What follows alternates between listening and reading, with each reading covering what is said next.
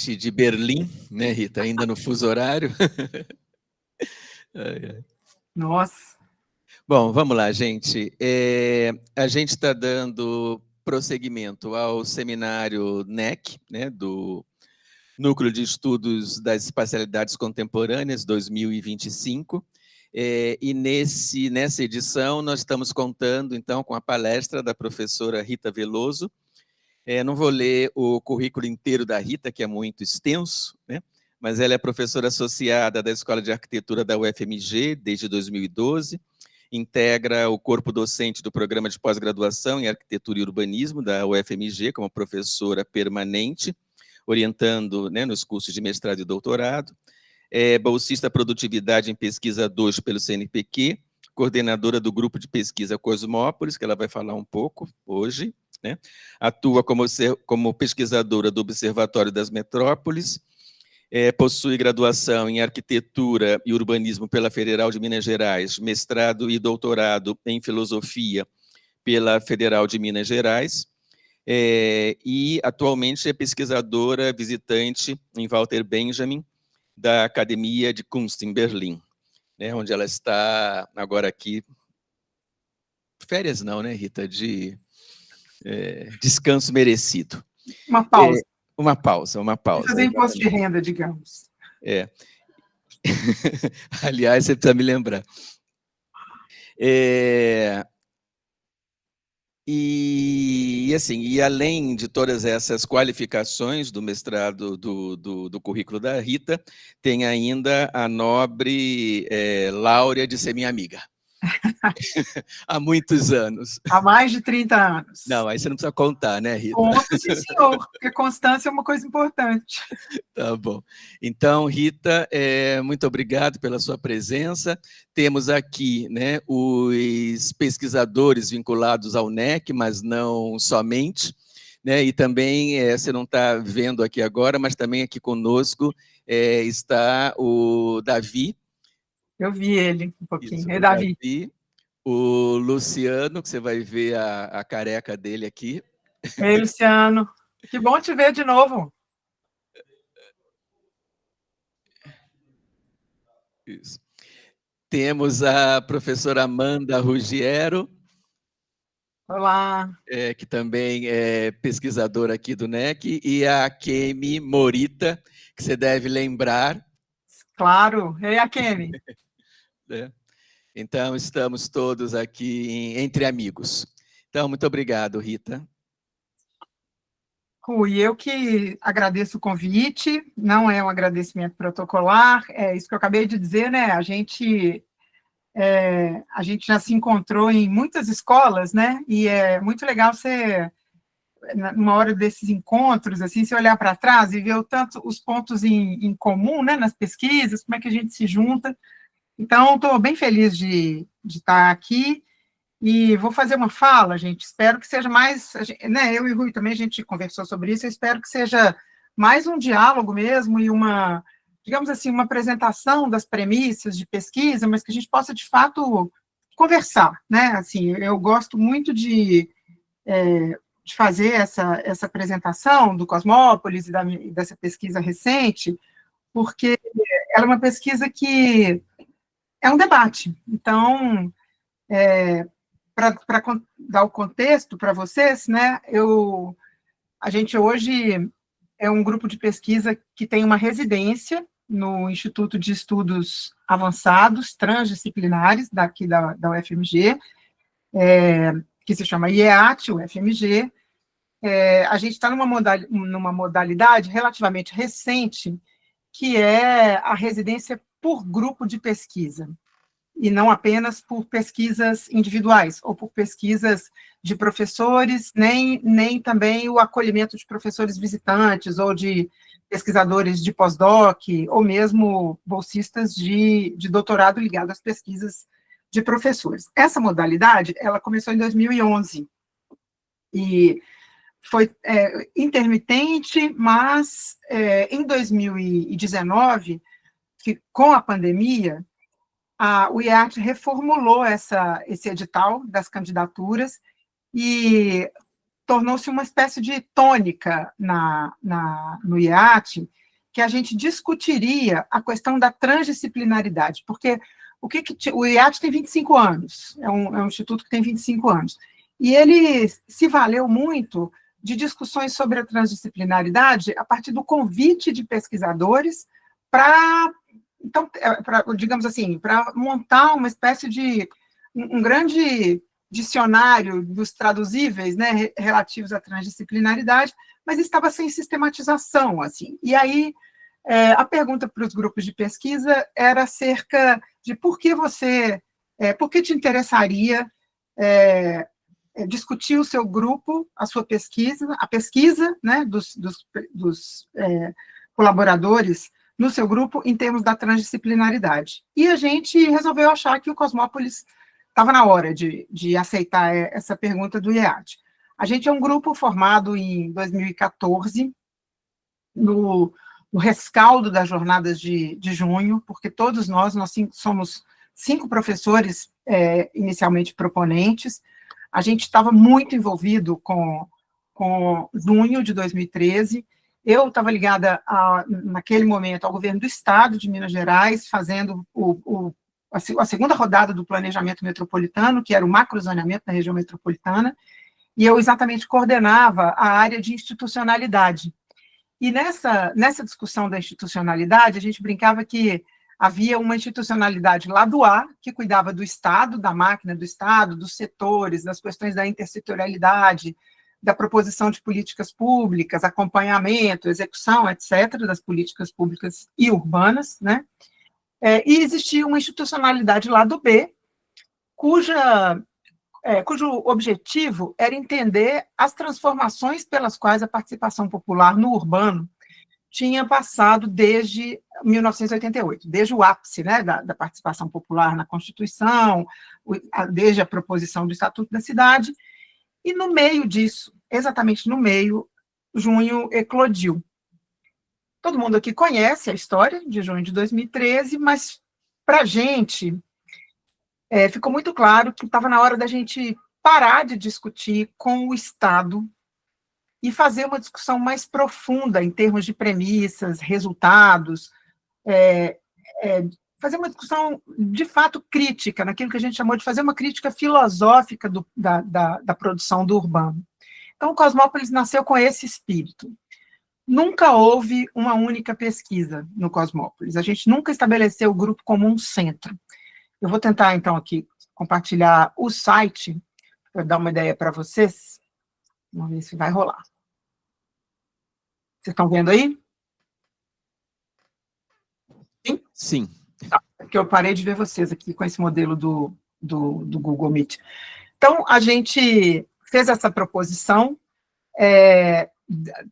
em princípio, ao CNPq, e a nossa principal preocupação era juntar as pesquisas sem encontrar um denominador comum, mas, ao contrário, meditar nas diferenças. Assim, a gente era professores do curso de design, do curso de arquitetura, todo mundo ligado ao programa de pós-graduação, trabalhando com a questão urbana ou com a questão das múltiplas escalas da produção do espaço dos edifícios, propriamente ditos, muita gente trabalhando com a teoria, e naquele momento, então, a gente chegou nessa definição para o grupo. A gente disse, ele é um grupo que investiga práticas espaciais, práticas essas que constituem cosmologias, insurgências e coexistências urbanas.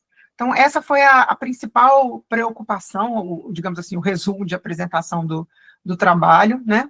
E a gente queria muito enfatizar essa ideia da prática, por isso é que a gente disse, né, que a gente tanto estudaria quanto prototiparia e difundiria imaginários, não apenas nas salas de aula, mas curadorias, ações, projetos editoriais, e sempre mantendo aquilo que tinha nos juntado.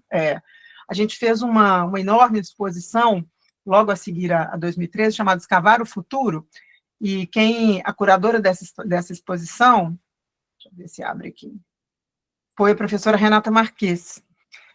Eu e a Renata somos as coordenadoras do grupo no CNPq, mas hoje somos 4 coordenadores no projeto, nessa residência no Instituto de Estudos Avançados, somos eu, a Renata, o professor Tiago Canetieri e a professora Elisângela Chiquito, que se formou, inclusive, aí, né?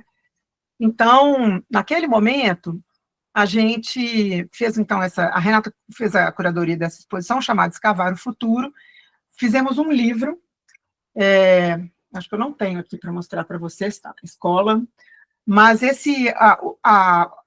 o fundamento do livro era fazer rodas de conversas com as pessoas que tinham participado dos eventos de 2013. E foi uma experiência maravilhosa, porque a gente fez inúmeras sínteses, a gente formulou inúmeras perguntas, e a gente entendeu que, de fato, a gente estava no exercício daquilo que a gente chamou de crítica filosófica.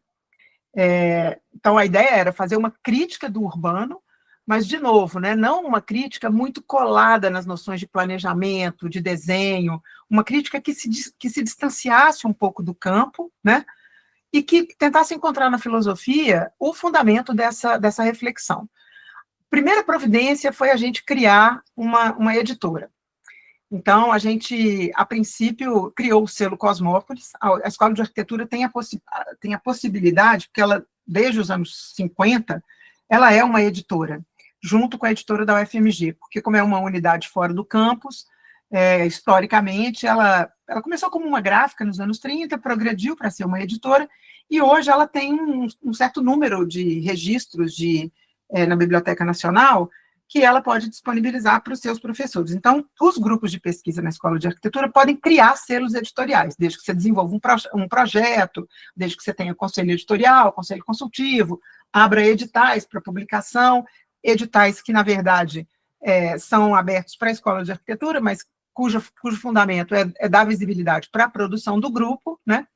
Então, o que vocês estão vendo aqui, por exemplo, são os textos, os últimos textos, né? A Lisa acabou de organizar uma exposição e um seminário sobre os 50 anos da região metropolitana de Belo Horizonte, então produziu esse texto, e eles são de acesso aberto, então o selo é Cosmópolis / Escola de Arquitetura UFMG. E aqui eu coloquei os meus 3 textos, né, um em conjunto com uma professora da UFBA, que é a Paola Jacques, o Urbano Constelação, que foi um livro produzido durante a pandemia, e o Modos da Atenção, que faz parte de um projeto tanto do Cosmópolis quanto do programa de pós-graduação, de dar visibilidade para aqueles textos que foram sendo lidos com os estudantes na última década, por exemplo, né? E aí a gente, em paralelo a isso, a gente foi tentando delinear o que era a nossa prática extensionista, né? E aí é imenso, daqui a pouco eu vou mostrar num outro registro quais são essas práticas, mas a nossa ideia para partir dessa questão da prática espacial e para poder refletir sobre os métodos que estavam por trás dessa nossa reflexão sobre as práticas. Então, a primeira providência foi a editora e a outra foi mapear essas atividades de extensão. Então, o site do Cosmópolis, cujo endereço é cosmopolisufmg.net, ele deixa ver a produção de cada professor, ele disponibiliza todos os textos que a gente foi produzindo, publicando, e 3 dos professores do Cosmópolis, deixa eu interromper aqui, 3 dos professores do Cosmópolis começaram a produzir uma revista, que, na verdade, já tinha um embrião dela, já tinha alguns números antes de 2013, que se chama Pisiagrama.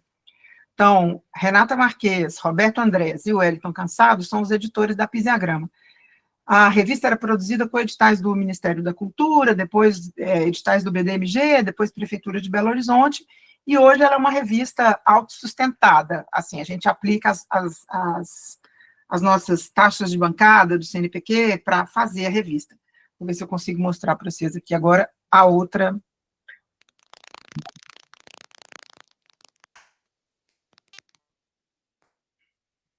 Está dando para ver? Está. Então, essa é a revista. Essa é a Pisiagrama, ela é uma revista, assim, ela não se enquadra nos critérios CAPES Qualis, porque a nossa ideia era fazer uma magazine. Então, A questão é uma revista temática, vocês estão vendo aqui duas que são Comunidades e Futuro. A gente convida as pessoas para escrever, então é uma revista que ela leva um tempo de produção, em geral a gente consegue fazer uma por ano, no máximo duas, quando o assunto está muito na fervura, assim. Ela tem um site próprio, se vocês digitarem aí, vocês vão ver, e a revista está disponível também online. Ela é, na verdade, a nossa produção editorial mais próxima da temperatura das nossas práticas, assim. E ela é a mais independente. Então, ela não passa tanto pelo grupo, ela não publica coisas só dos componentes do grupo. Ao contrário, ela é um veículo, né? Ela é a gente diz que é a nossa infraestrutura de divulgação, é a Pisiagrama. Mas a gente entendeu que o Cosmópolis tinha algumas particularidades, e quando chegou a pandemia, eu tinha acabado de produzir um texto em 2019 chamado Descolonizar o Urbano, uma reflexão a partir das periferias. O Tiago Canetieri, que é um professor, também estava tentando pensar a questão de uma teoria do urbano na periferia, né? Muito, muito pautada, tanto esse meu texto, quanto essa pesquisa do Tiago, ainda muito pautada numa discussão de centralidade e periferia do Henri Lefebvre, porque era o que a gente tinha vivido no planejamento metropolitano. Então, a gente ficou com essa, ainda tentando fazer, assim, foi a minha primeira entrada no decolonial, e eu fui discutir com o Aníbal Quirrano, olhei para os textos do Quirrano, ainda na CEPAL, também para encontrar uma discussão sobre mulheres, sobre juventude. Me encontrei com a Lélia Gonzalez nessa conversa desse texto, e a gente foi entendendo que o rumo do grupo foi mudando. Assim, a gente, de uma pesquisa que era muito calcada na filosofia, assim, eu tinha uma matriz muito clara, que era desde o doutorado, que era Walter Benjamin, Henri Lefebvre e os situacionistas, ou pelo menos Debord e Constant, se não eram todos os situacionistas, né?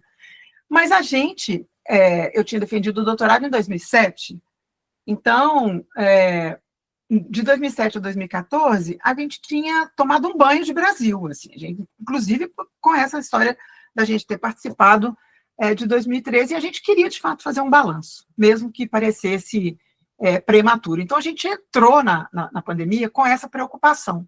E aí, a gente estava em casa, todo mundo, a gente resolveu não sossegar, não perder tempo, e aí a gente fez a primeira atividade extensionista que a gente entendeu, assim, a gente levou um tempo na pandemia para organizar, a gente fez, nos 80 anos de morte do Walter Benjamin, a gente fez uma jornada, a gente ficou 12 horas no ar, com falas de todos os pesquisadores de Benjamin no Brasil, e ao vivo. Então, ficamos eu e o Tiago transmitindo, e os pesquisadores entravam, perguntas no chat, transmissão por um canal do YouTube, que a gente nem era canal do Cosmópolis, a gente criou para isso. Isso também está disponível. E foi maravilhoso, porque foi um aprendizado da lentidão. Assim, a gente ficar um dia no ar, fazer um rádio, né? Porque foi isso que foi. Assim, inclusive, as pessoas que não podiam, que não tinham tempo para ficar durante o dia todo, elas gravaram pequenos esquetes de rádio. Vocês vão ver também, porque está tudo disponível. E a gente foi vendo que era uma coisa que a gente queria muito, que essa ideia da urgência urbana, da emergência urbana, isso era possível até num evento celebrativo, né? Como foi essa jornada Benjamin. E aí a gente gostou do esporte, foi muito impressionante, tá aqui, né? Então só um detalhamento aqui, o endereço é esse, YouTube, Jornada Walter Benjamin 2020, mas acho que está dentro do site do Cosmópolis também. E aqui a programação, então a gente ficou de 8h30 até 8h30. E foi uma coisa maravilhosa, porque as pessoas entravam e saíam, então, assim, os textos foram se desfazendo e virando programas de rádio, claramente, assim, ninguém somente leu o texto. Então, você teve Paulo Arantes, Jean-Marie Gaeban, Cibele, uma mesa que era a Cibele e o Paulo, e depois um debate, as citações, Então, foi muito incrível, a gente viu que, de fato, a gente já tinha uma teia para fazer essa discussão daquilo que a gente estava entendendo como práticas urbanas, né, do ponto de vista dessa constituição dos diálogos e tal. Aproveitamos o embalo e criamos, então, um programa chamado Emergências Urbanas.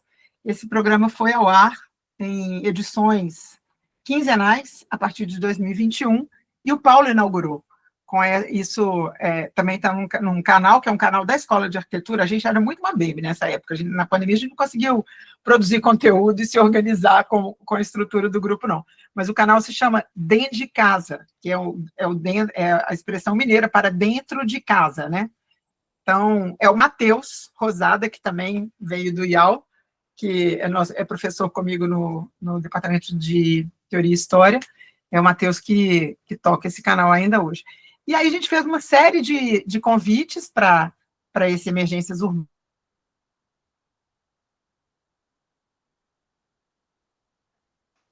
A gente fez uma nova edição do programa de rádio para fazer um balanço, para inaugurar, na verdade, a nossa residência no IEAT, que começou em 2013. Esse foi o nosso novo programa de rádio. A gente fez um ciclo de palestras no mesmo espírito lá da Jornada Walter Benjamin, e aí também um seminário com uma série de convidados externos.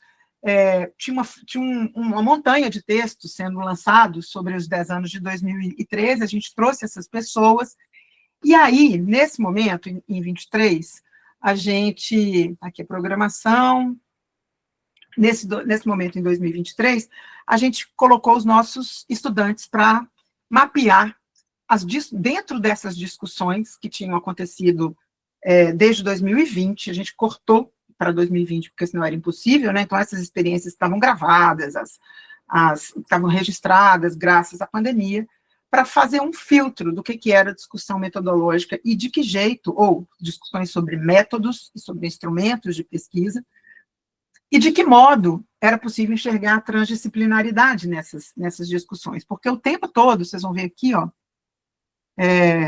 a gente, no mínimo, a gente estava conversando filosofia e arquitetura, que a maioria dos professores são daí, mas também 2 outros programas muito parceiros nossos, 3 outros que são Geografia, Direito e Economia, o CDPLAR, né, no caso, que é Economia e Planejamento.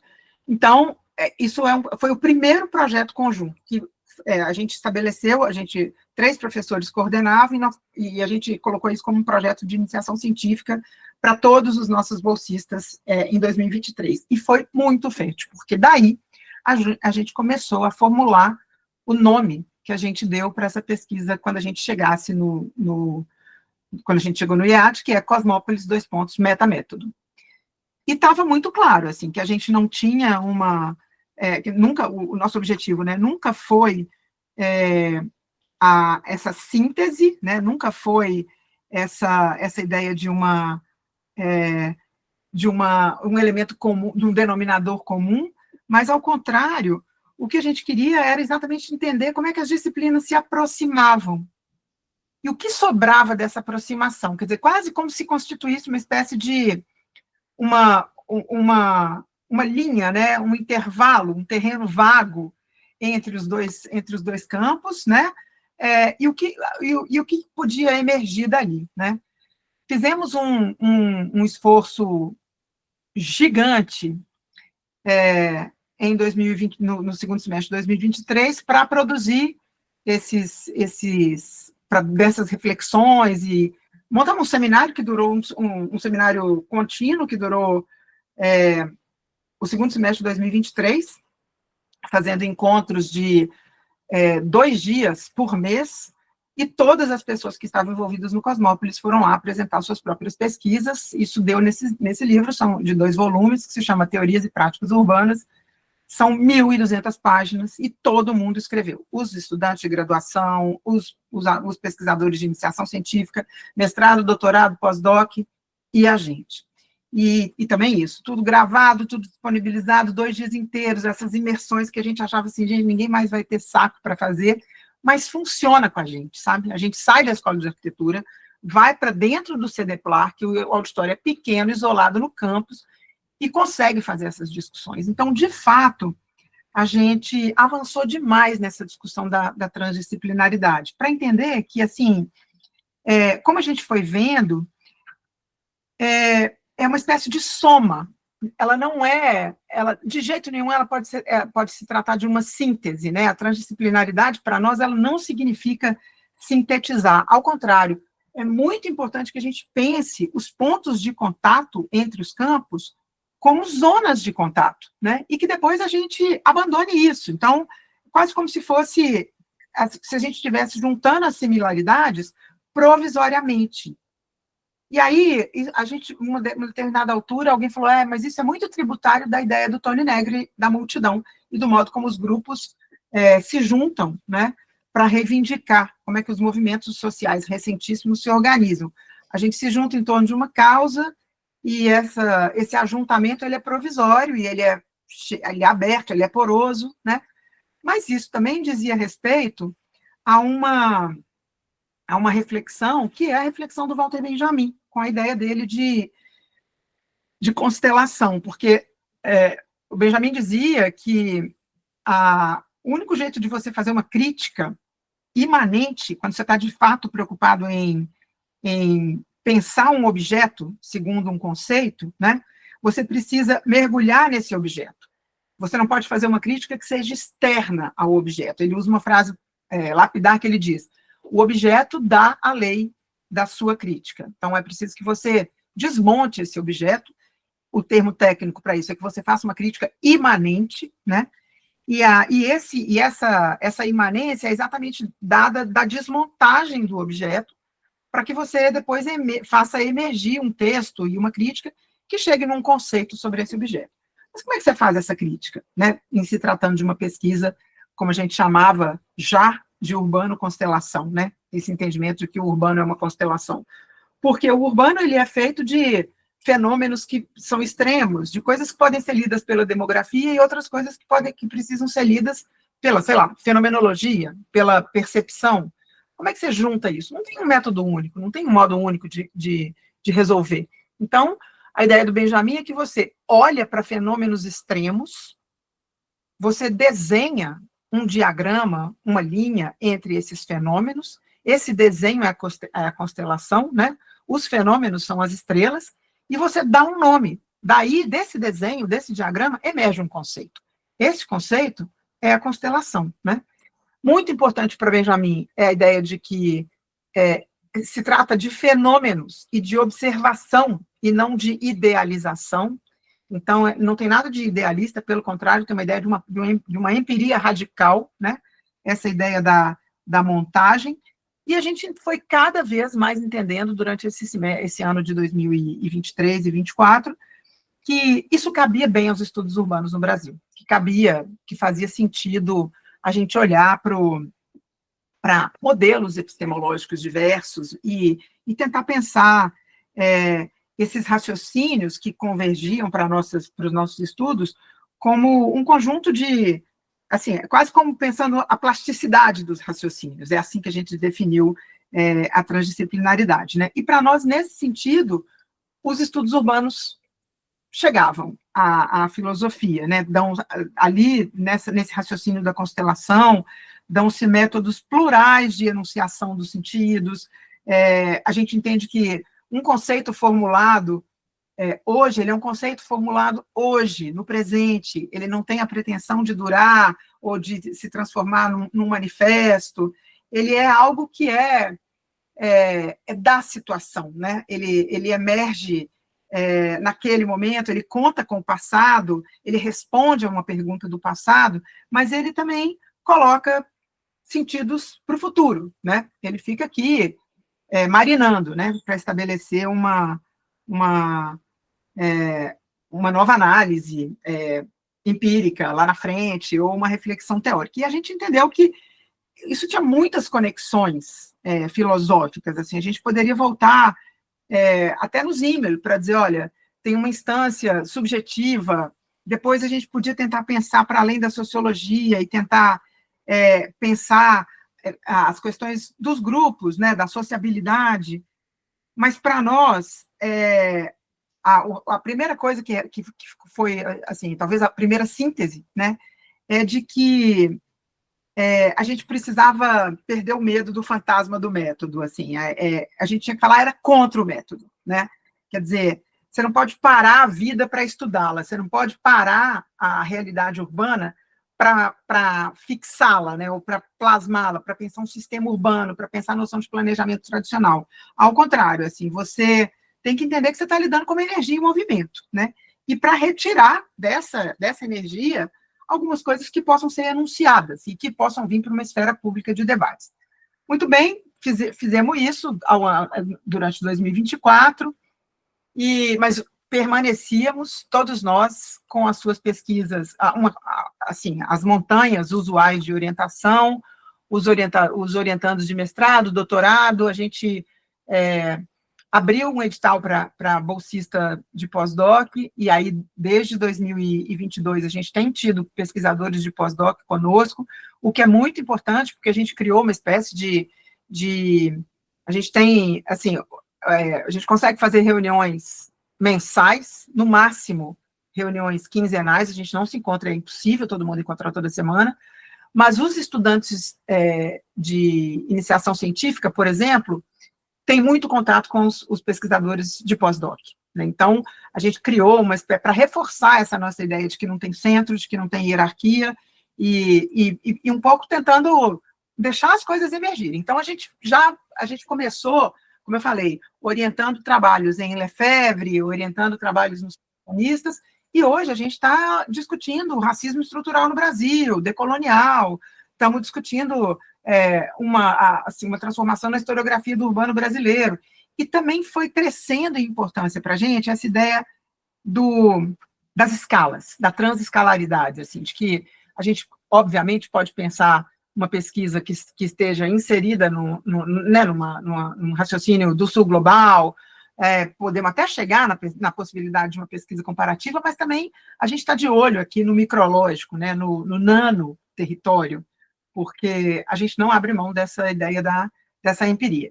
E aí eu fiz um outro movimento, porque eu achei que a gente precisava de conversar com outros institutos de estudos avançados, e o IAT pertence a uma rede que vocês devem saber bem, aí Davi e Rui, que é o UBIAS, né, que é uma rede global, né, de institutos avançados.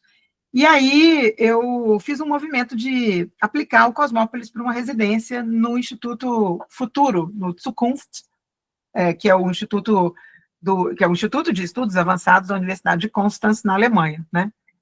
E a gente foi aprovado. Então, nesse momento, porque aí lá já tem outros pesquisadores, um deles é esse que vocês estão vendo aí na tela, o professor Gruia Badesco, que trabalha com essa ideia de memória e reparação, trabalha com contextos de guerra e reconstrução da cidade. O Gruia é arquiteto e também tem um doutorado em filosofia, mas trabalha com essa ideia do que significa estabelecer as variáveis para a memória urbana, que não seja como, né, mapear a memória urbana, que não seja apenas na noção de monumento e patrimônio. Assim. Então, essa ideia de uma história oral, dos vestígios, das ruínas. Então, a gente tem uma conversa muito boa hoje sobre como pensar esse recorte, né, da pesquisa transdisciplinar. Eu diria para vocês que, no fim das contas, a gente não...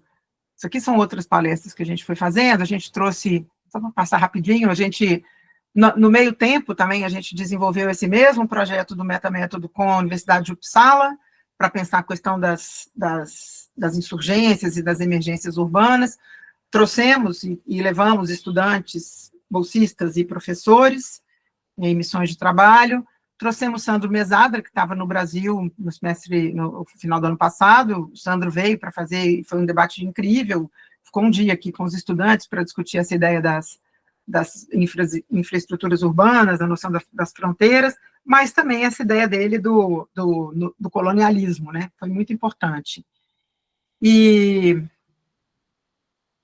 aí, no final do ano, a gente para manter assim, o nosso ritmo de seminários, que é uma coisa que a gente já entendeu que funciona, a gente fez uma nova rodada de seminários. O último tinha sido em 2023, a gente publicou o livro no mês de 2024, e aí no final de 2024, no apagar das luzes do ano, a gente também já com vistas a essa chegada em Constância, eu sou a primeira professora que vai, eu chego lá dia 1º de julho, a gente fez esse novo seminário naquilo que a gente chamou de heranças, crises e utopias, num projeto que é aí de Cátedra Cidades, porque a gente, ao final, a gente apresentou isso para o IAT, o modelo do Cosmópolis, como é que a gente vinha trabalhando, e o IAT criou uma infraestrutura de pesquisa, como a nossa diretora chama, um ecossistema de pesquisa, que são cátedras de longa duração. Então, você projeta a cátedra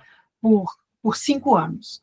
E nesses 5 anos, você traz um professor externo a cada ano, você tem bolsas de pós-doc, doutorado, mestrado e iniciação científica, né? Para o grupo que tenha aprovado a cátedra. Então, a gente está nessa, e aí a questão toda isso não tem financiamento da universidade. Tem o desenho da cátedra, mas a gente tem que na verdade, correr atrás do financiamento, né? Então, a gente não conseguiu, porque o custo da cátedra é muito alto, a gente tem pedidos de financiamento em vários órgãos de fomento, mas nesse momento não nos pareceu importante, ou o mais importante, a gente ter essa cátedra, colocar a cátedra para andar, mais uma vez, é do jeito que a gente funciona no Cosmópolis, né?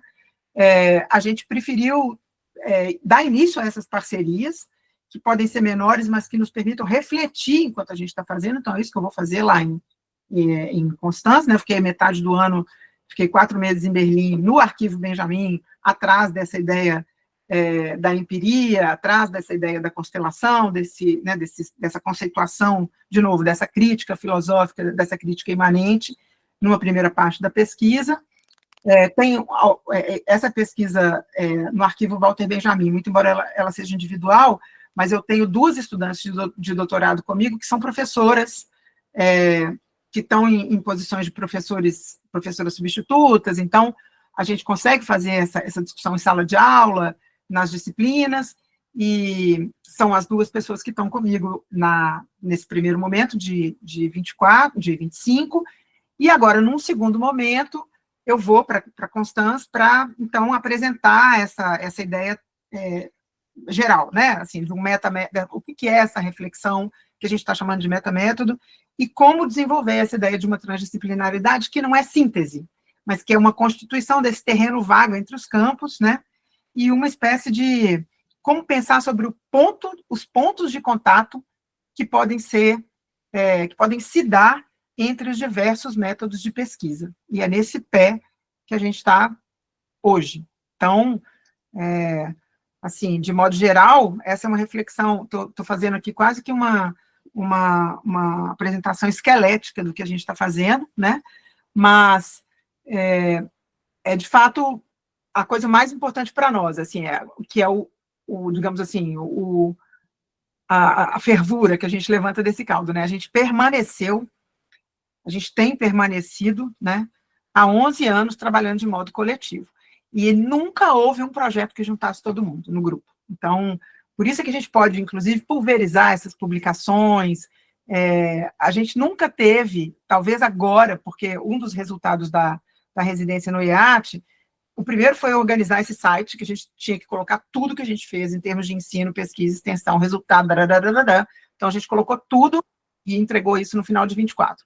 E durante 2025, a gente tem que, então, produzir um livro com o que foram essas discussões ao longo da residência. Então, o livro se chama Cosmópolis Metamétodo, sai em 2026, e nesse momento a gente está tentando de novo, não vai dar tempo de fazer um seminário, como a gente tem feito, mas a gente está tentando, são 3 projetos de mestrado no momento em andamento para essa discussão sobre epistemologias do urbano e questões urbanas do Brasil atual, de 2003 para cá, abordando a questão do Ministério, a proposição do Ministério das Cidades, um desdobramento da questão da participação, o esvaziamento da questão da participação, para que a gente tenha condição de fazer esse pensamento sobre os estudos urbanos, o fato de modo transdisciplinar.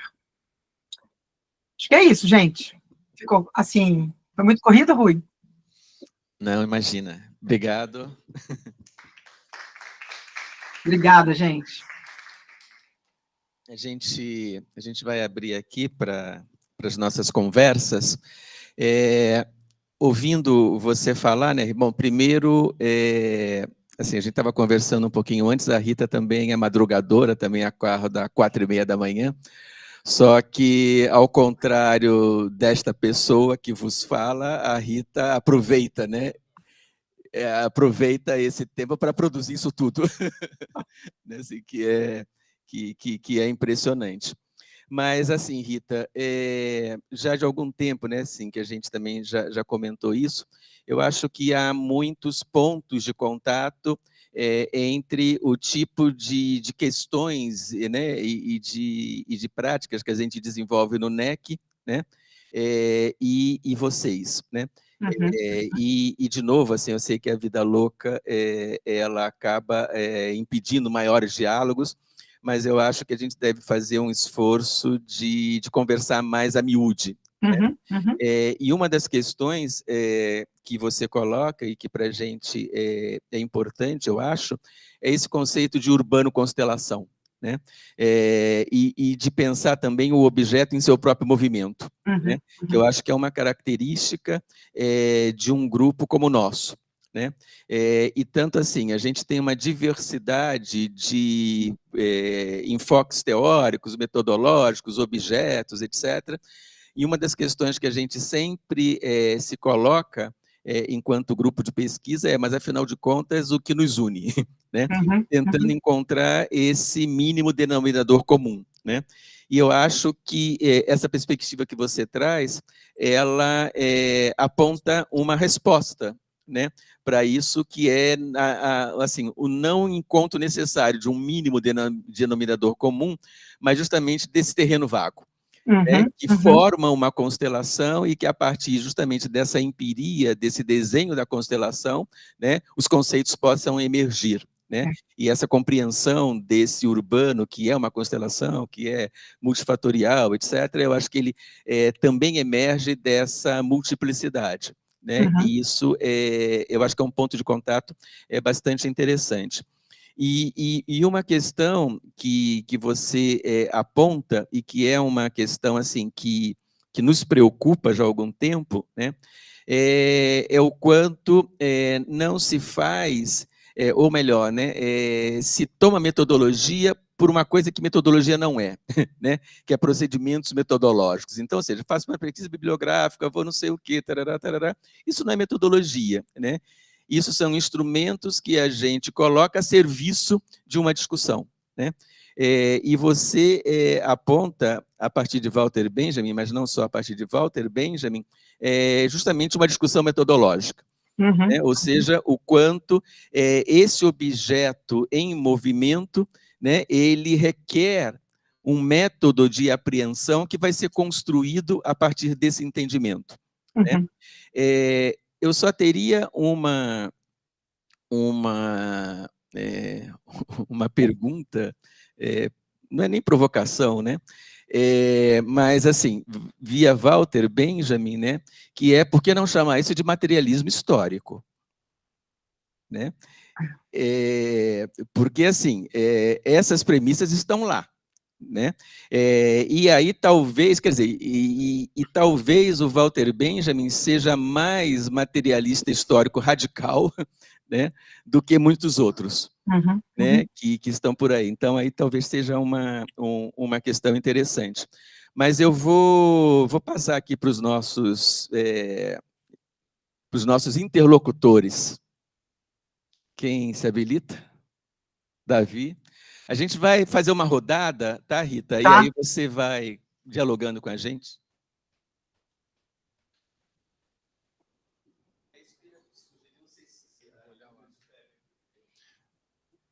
Oi, Rita. Ei, Davi. Super obrigado. Obrigada. É incrível ver a produção e a consistência, né, daquilo que vocês vêm fazendo já nesses 11 anos. né? Eu teria primeiro um comentário a fazer, né? Acho que além dessa irmandade à distância que o Rui mencionou, a gente já rondou, assim, já teve por muitos anos um mal-estar entre nós aqui, os constituintes do grupo, né? Pela falta da síntese, sabe?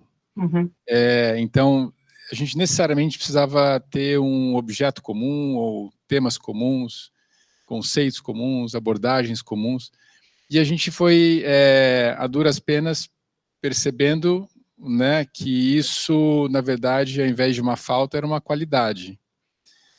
E isso por um lado.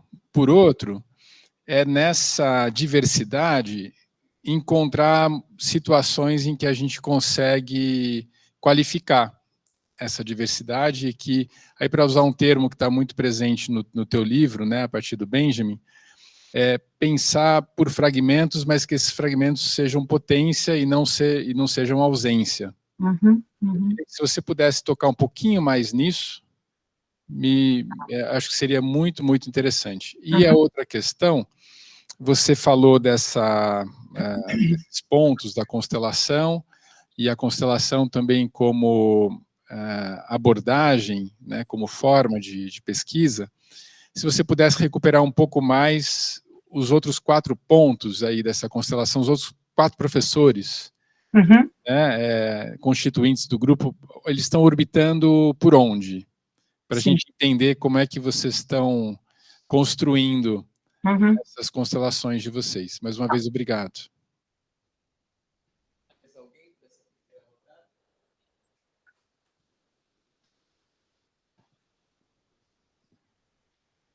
Faz a pergunta agora?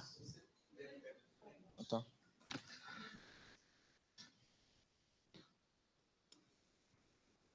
Peraí. Deixa eu achar aqui onde está a câmera aqui. Olá. Tudo bem? Tudo. Como vai? Prazer aqui ter a tua presença aqui, viu, Rita? Uma grande satisfação. Obrigada. Mesmo porque nessa hora eu tenho essa questão do Benjamin, né, como todo o pensamento do Benjamin como algo que sempre participou da minha formação de uma maneira intrínseca e constante, né? Então é um grande prazer assim estar com pessoas assim que têm essa chave de reflexão, tá? Mas eu queria só continuar um pouco com essa questão da constelação. Depois tem uma outra pergunta, mas por hora, dando continuidade a que o Davi coloca, porque a constelação ela tem uma carga assim um tanto quanto enigmática por vezes, e ela mesma traz em si uma espécie de uma implosão da ideia de metodologia, né?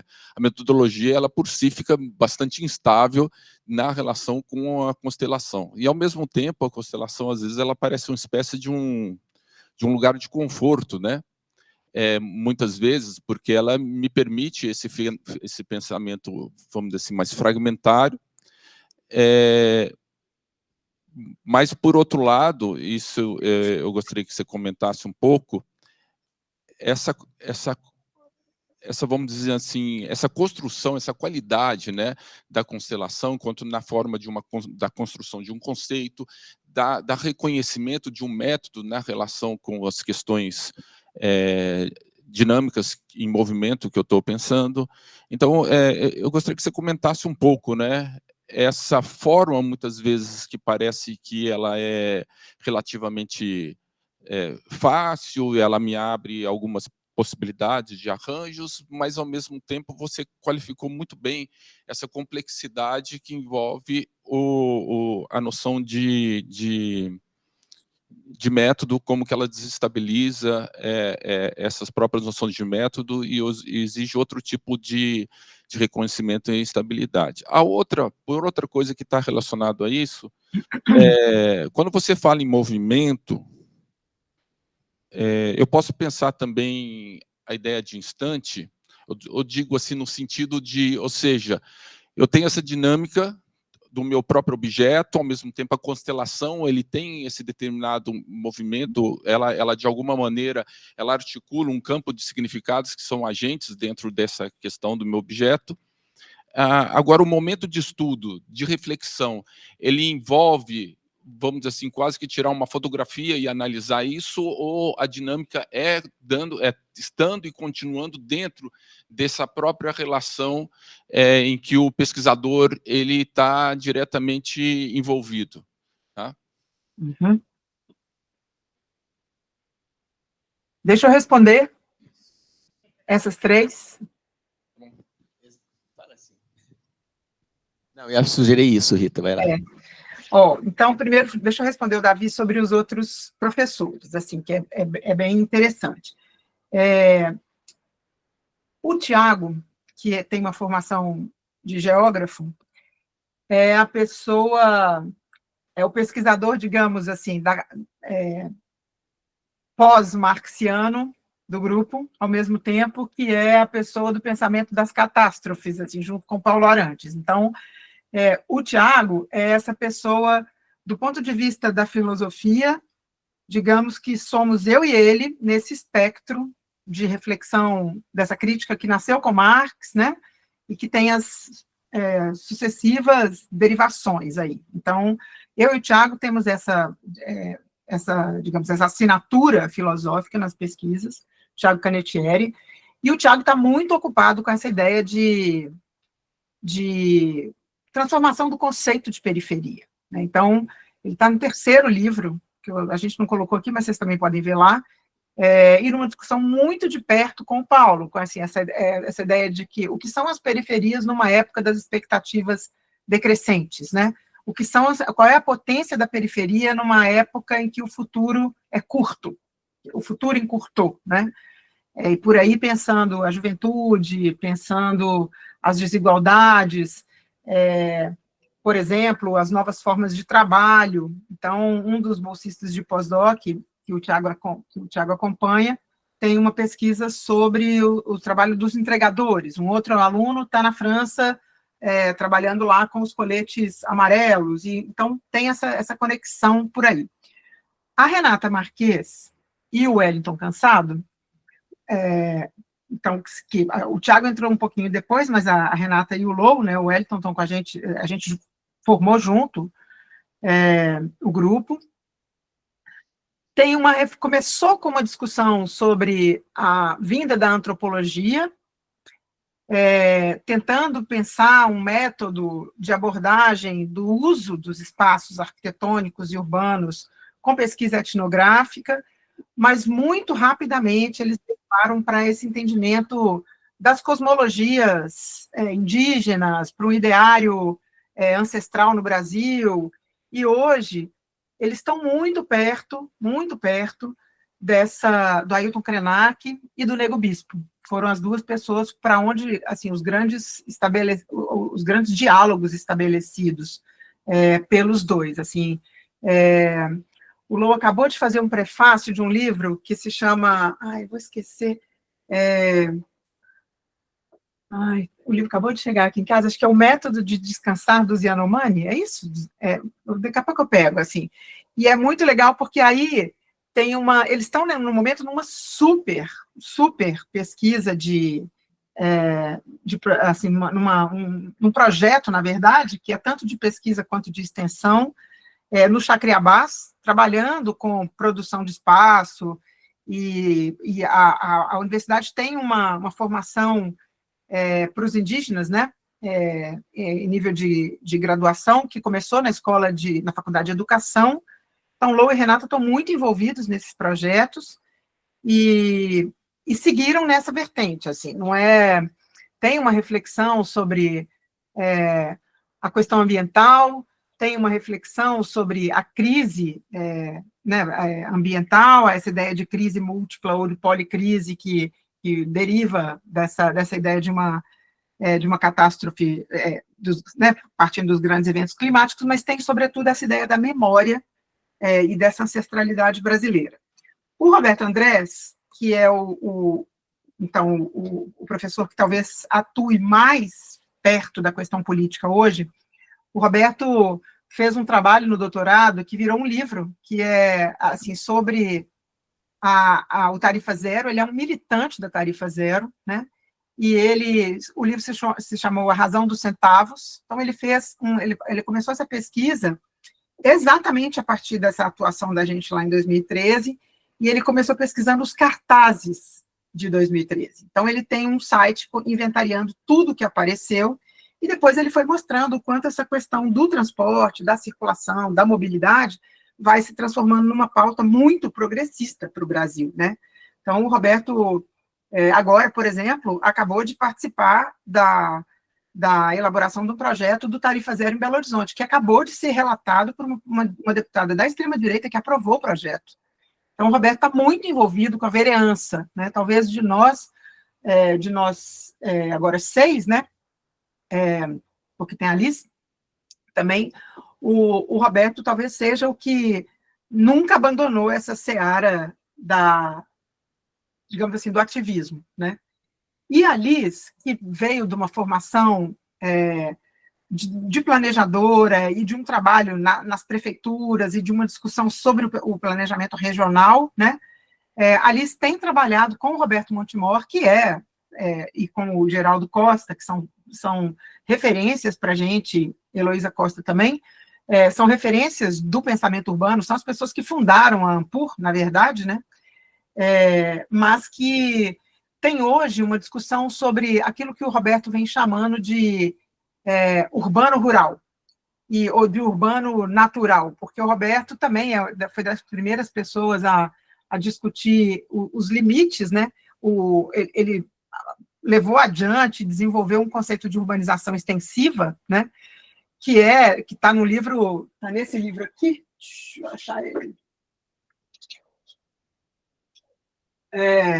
Não sei se vai dar para vocês verem, que é o Implosões e Explosões, que é um livro organizado pelo Neil Brenner para discutir o que ele denominou urbanização planetária, e o Roberto, então, sistematizou o que é o pensamento de mais de 20 anos dele também, sobre essa ideia da urbanização extensiva.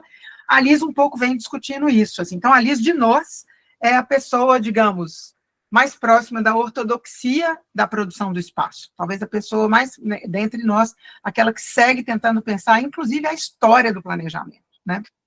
Então, é isso. Eu e Tiago mais próximos da filosofia, Renato e Lou próximos da antropologia, Roberto com essa questão do ativismo político, e a Liz aí com história e teoria do planejamento. Todos nós atuando em sala de aula em disciplinas de projeto e teoria. Isso também é um diferencial, assim, eu sou do departamento de História e Teoria, mas dou aula de planejamento urbano, todos nós estamos nos 2 cursos, na arquitetura diurno, que é um curso muito voltado para a escala do edifício, né? O arquitetura noturno, que é voltado para a produção do espaço urbano, e o design, que tem aí uma questão da produção, o design é design gráfico, design de objeto, e um pouco, assim, de arquitetura de interiores, mas isso é um pouco nebuloso ainda no curso. Então, isso é o mapa dos professores, e a maneira como a gente vem conduzindo as pesquisas. A gente tenta, na verdade, todo mundo participar do Observatório das Metrópoles. A gente se aproveita um pouco dessa infraestrutura do Observatório das Metrópoles, porque aí a gente pode propor pequenas pesquisas temáticas, assim, curtinhas, mas que faça a gente ter uma noção do que se passa no Brasil. Então, digamos assim, todo mundo tem a obrigação de fazer uma proposição de temas sobre a região metropolitana de Belo Horizonte, para que todos nós não percamos nosso assento no Observatório das Metrópoles, que para nós é estratégico, porque é uma maneira da gente entender o que se passa em termos de Brasil. Se a gente está discutindo aqui estudos urbanos brasileiros, né? Não daria tempo, e a gente também não quer ficar nessa coisa de produzir, ficar só lidando com trabalhos prontos. Então, o diálogo no Observatório das Metrópoles é bem importante para a gente. Então, isso é a atuação, assim, dos professores principais. A gente tem outros professores que entram, que chegam, professores recentes, alguns professores trabalhando com arquivos da ditadura militar, os arquivos da própria região metropolitana, os arquivos dos jornais de Belo Horizonte, dos jornais de bairro, os jornais a escola da CUT, aqui em Contagem, a história das greves em Minas Gerais. que coincidem com as greves do ABC, que são anteriores às greves do ABC, mas como a gente é uma roça, a gente ficou aqui um tempão sem falar sobre elas, né? Então, é isso. Aí, passando para a questão propriamente do nome do método. É claro que isso é materialismo histórico, Rui, mas se eu chamasse assim, metade das pessoas ia virar as costas. Então, a gente insiste nessa história de que é materialista, mas eu fiz questão de trocar o termo materialista por empiria delicada, que é o termo benjaminiano para a ideia da pesquisa materialista dele, essa ideia de fazer crítica imanente, de mergulhar na matéria do objeto, né? Então, eu não chamei de materialista histórico, nunca chamei, porque a gente fez bem no começo do grupo, a gente leu um livro chamado Marx Intempestivo, que é o Marx pré-Capital.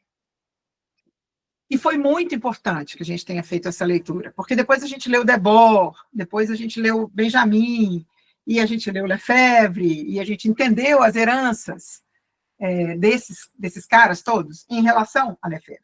Mas a gente queria ler Judith Butler, a gente queria ler Beatriz Preciado e depois Paul Preciado, e não dava para mostrar, as conexões não são tão óbvias, né? A transformação do pensamento que Marx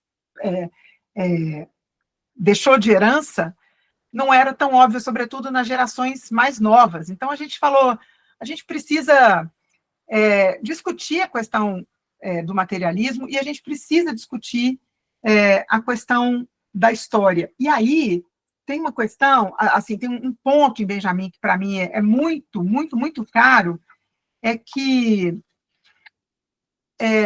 o tempo todo ele está falando de uma teoria do conhecimento, mas essa teoria do conhecimento é a teoria do conhecimento histórico, sobretudo.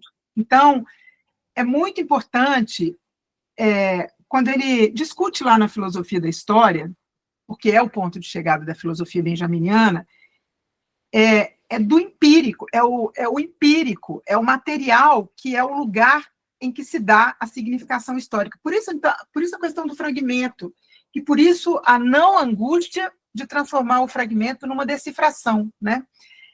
A coisa mais importante para Benjamin talvez seja essa ideia de que você precisa, digamos, situar o objeto.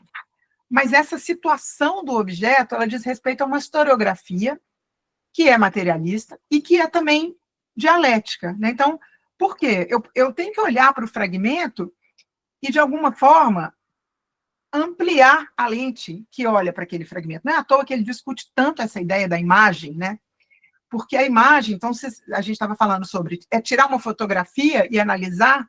Sim, mas é também entender que a coisa principal num objeto é olhá-lo como um fragmento de passado que se torna precisamente significativo para este presente.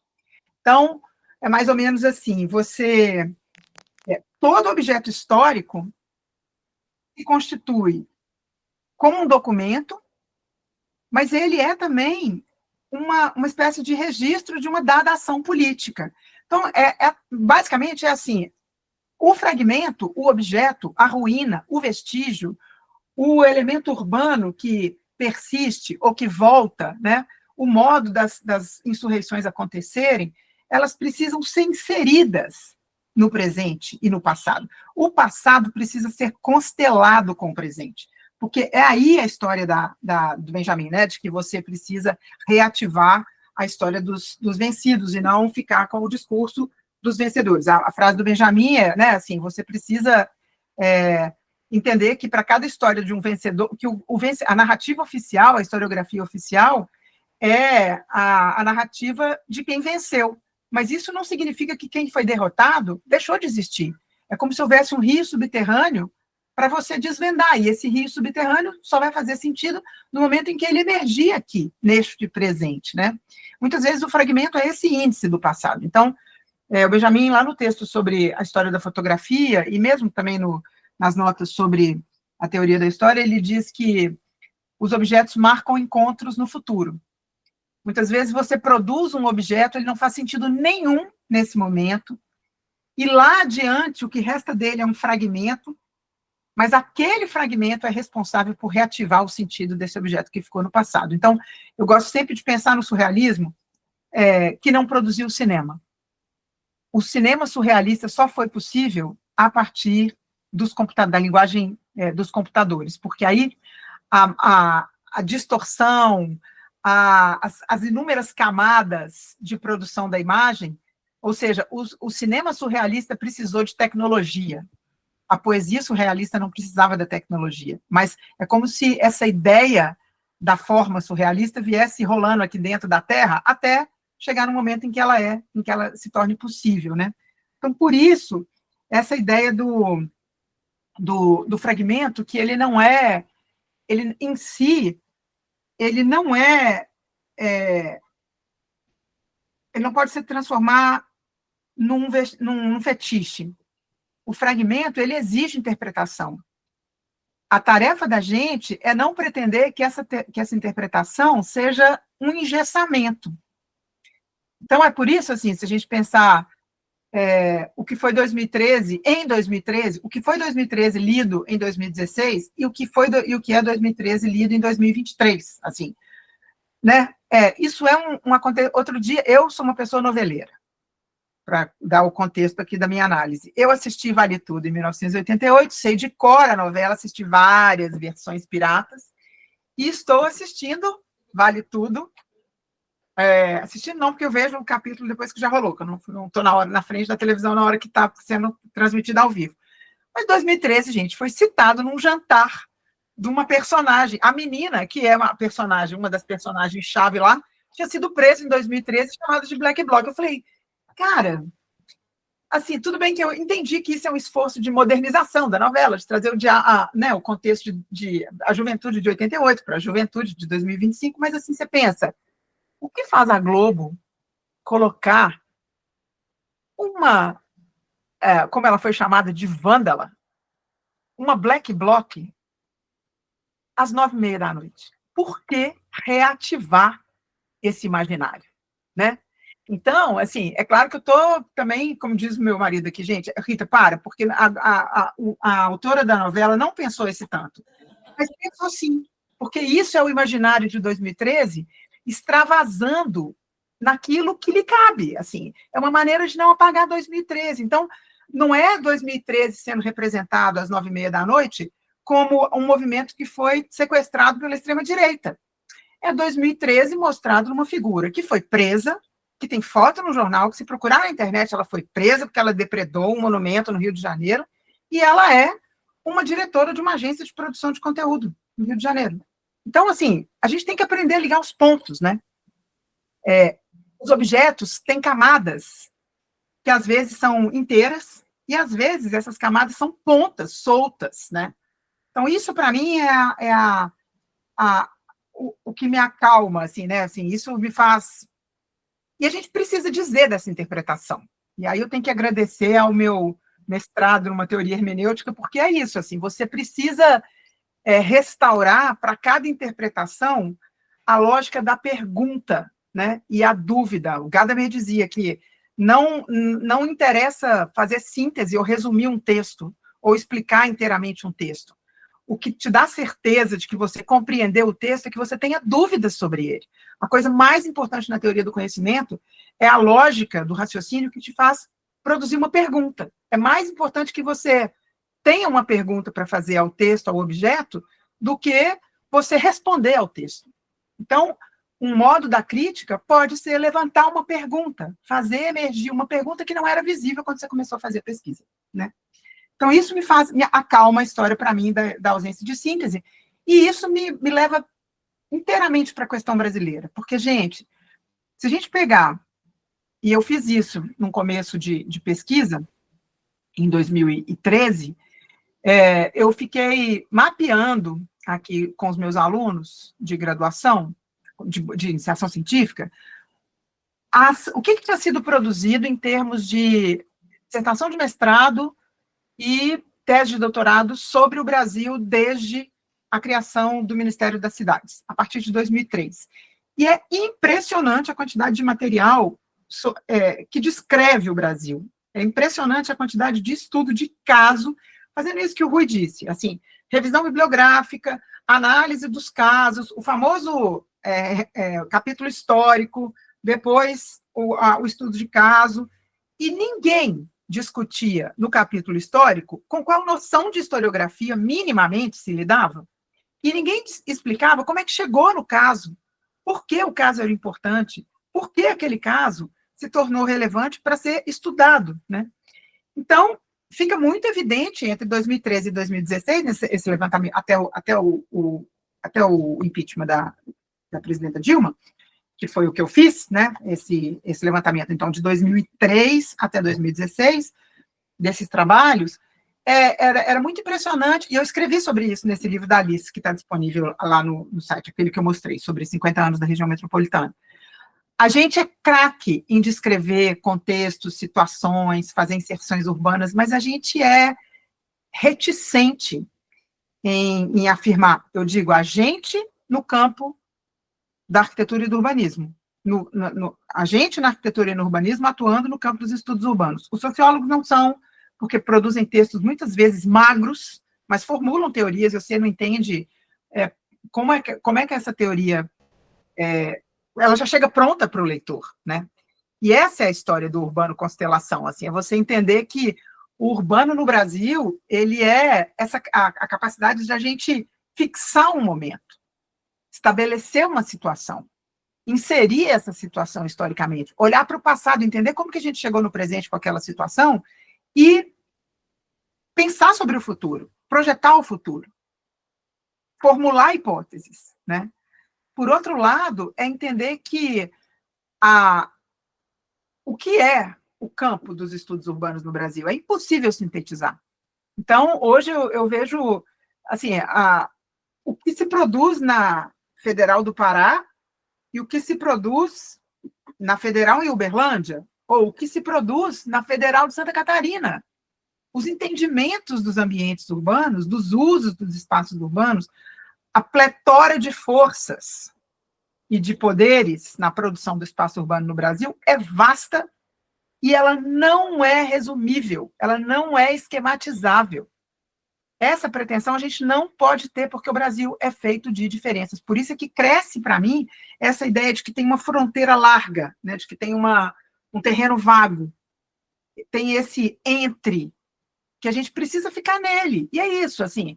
Então, por isso é que eu digo, não vale o manifesto, porque o manifesto ele é muito assertivo, e também não vale o sistema.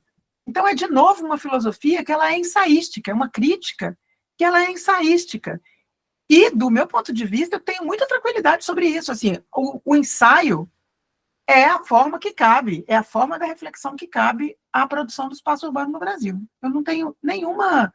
Assim, 11 anos depois, eu estou cada vez mais convicta, porque a gente precisa estabelecer os liames, né, e as ligações entre as coisas que a gente quer conectar.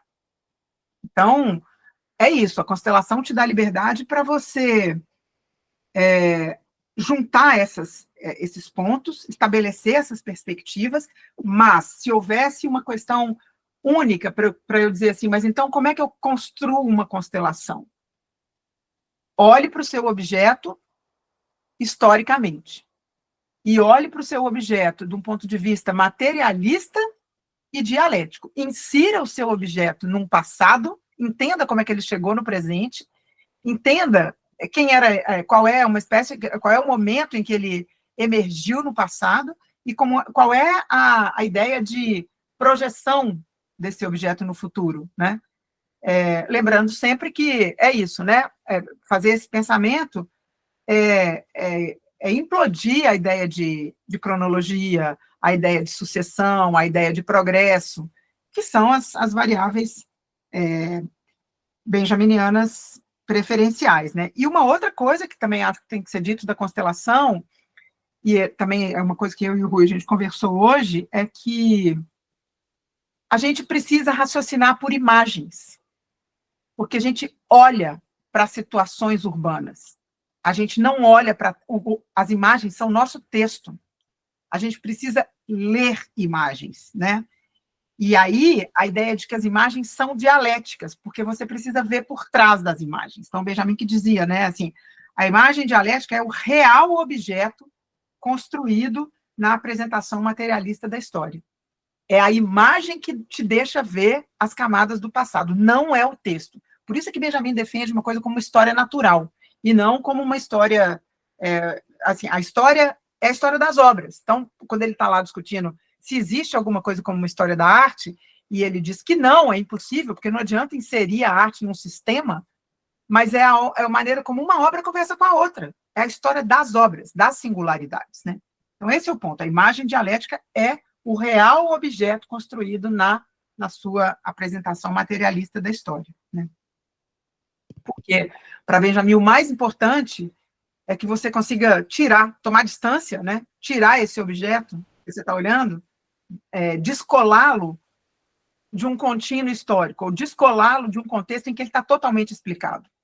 Então, a coisa mais importante é você olhar para aquilo que não é explicado no objeto, aquilo que está, a dúvida que está lá atrás da sua cabeça, mas que não tem explicação. É isso que faz sentido no objeto, e isso que é o sentido histórico do fragmento, né? Então, o fragmento, ele permanece fragmento. Então, não é uma espécie de... você não vai reduzir o fragmento a um absoluto, e você não vai almejar uma totalidade que possa ser uma explicação total a partir do fragmento. A explicação que o fragmento permite, ela é porosa, ela é interrupta, ela é incompleta, e isso é da natureza do conhecimento histórico, né? Legal. Gente, mais questões? Vocês que estão aí também no metaverso, levantem a mão. Vocês aqui da frente, da plateia. Senão eu vou chamar pessoas. Nayara, por favor. Obrigada, Rui. Oi, professora, muito obrigada. Eu queria te fazer uma pergunta. Você comentou agora no final sobre o uso de imagens, e você falou também sobre a pesquisa acho que é Arthur, né? Que trabalha com imagens e com os cartazes da manifestação. Eu queria que você comentasse um pouco mais sobre como vocês estão fazendo esse trabalho, e se vocês estão usando rede social também para fazer esse tipo de pesquisa. Essa pesquisa do Roberto Andrés, o livro se chama Razão dos Centavos, e eu tenho a impressão que se você colocar Roberto Andrés, Razão dos Centavos, você vai chegar no site em que ele organizou essas imagens. Não, a gente não tem usado rede social, um pouco porque a gente está tentando outras materialidades, sabe? Assim, a gente entende super que o valor que o Facebook teve num determinado momento, o valor que o Instagram tem para as nossas conexões, mas a gente está muito preocupado em olhar para os documentos, as imagens produzidas, para de fato interpretá-las. Então, vou dar um exemplo chave, assim, essa coisa da greve, da greve de Contagem. Eu escrevi um texto sobre isso, porque a greve de Contagem, ela é de 1968. Ela é a primeira greve na ditadura militar. E essa greve, ela começou na Mannesmann, que era uma produtora uma metalúrgica, era metalurgia e siderurgia, Vale do Aço, quadrilátero ferrífero, extração de minério de ferro, Belo Horizonte, etc.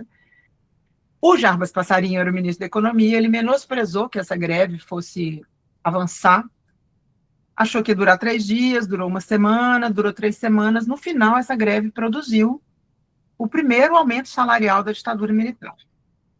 E aí, o Carlos Pronzato fez um documentário chamado A Greve de Contagem, em 2018. E eu assisti, fui fazer um comentário fui para uma apresentação do filme, ele tinha me chamado para fazer um comentário, lá no departamento de filosofia, eu fui, e não tinha visto antes, pedi para ele para não ver antes, eu queria ver na hora, e a gente assistiu o filme, depois fez uma sessão de debates. Lá pelas tantas, uma menina que era operária na fábrica da RCA Victor, que era uma fábrica de que produzia transistores para os toca-discos, né, e era uma coisa muito delicada. Então, era uma fábrica que contratava basicamente mulheres. E essa senhora, a essa altura, que tinha sido uma operária na época, ela diz assim, o Pronsato pergunta, mas como é que vocês pensaram a greve? Aí ela falou assim, eu vendi Avon. Eu falei, como eu vendi Avon? Aí eu fiquei louca atrás dessa informação, né? Aí ela começou a contar que ela, no filme, ela conta um pouco da história, mas depois eu fui achando outros relatos, e a história era a seguinte, elas colocavam o chamado para a mobilização dentro dos escaninhos da fábrica, junto com o pacotinho do batom que ela vendia pela Avon. Avon é tipo a Natura da época, né?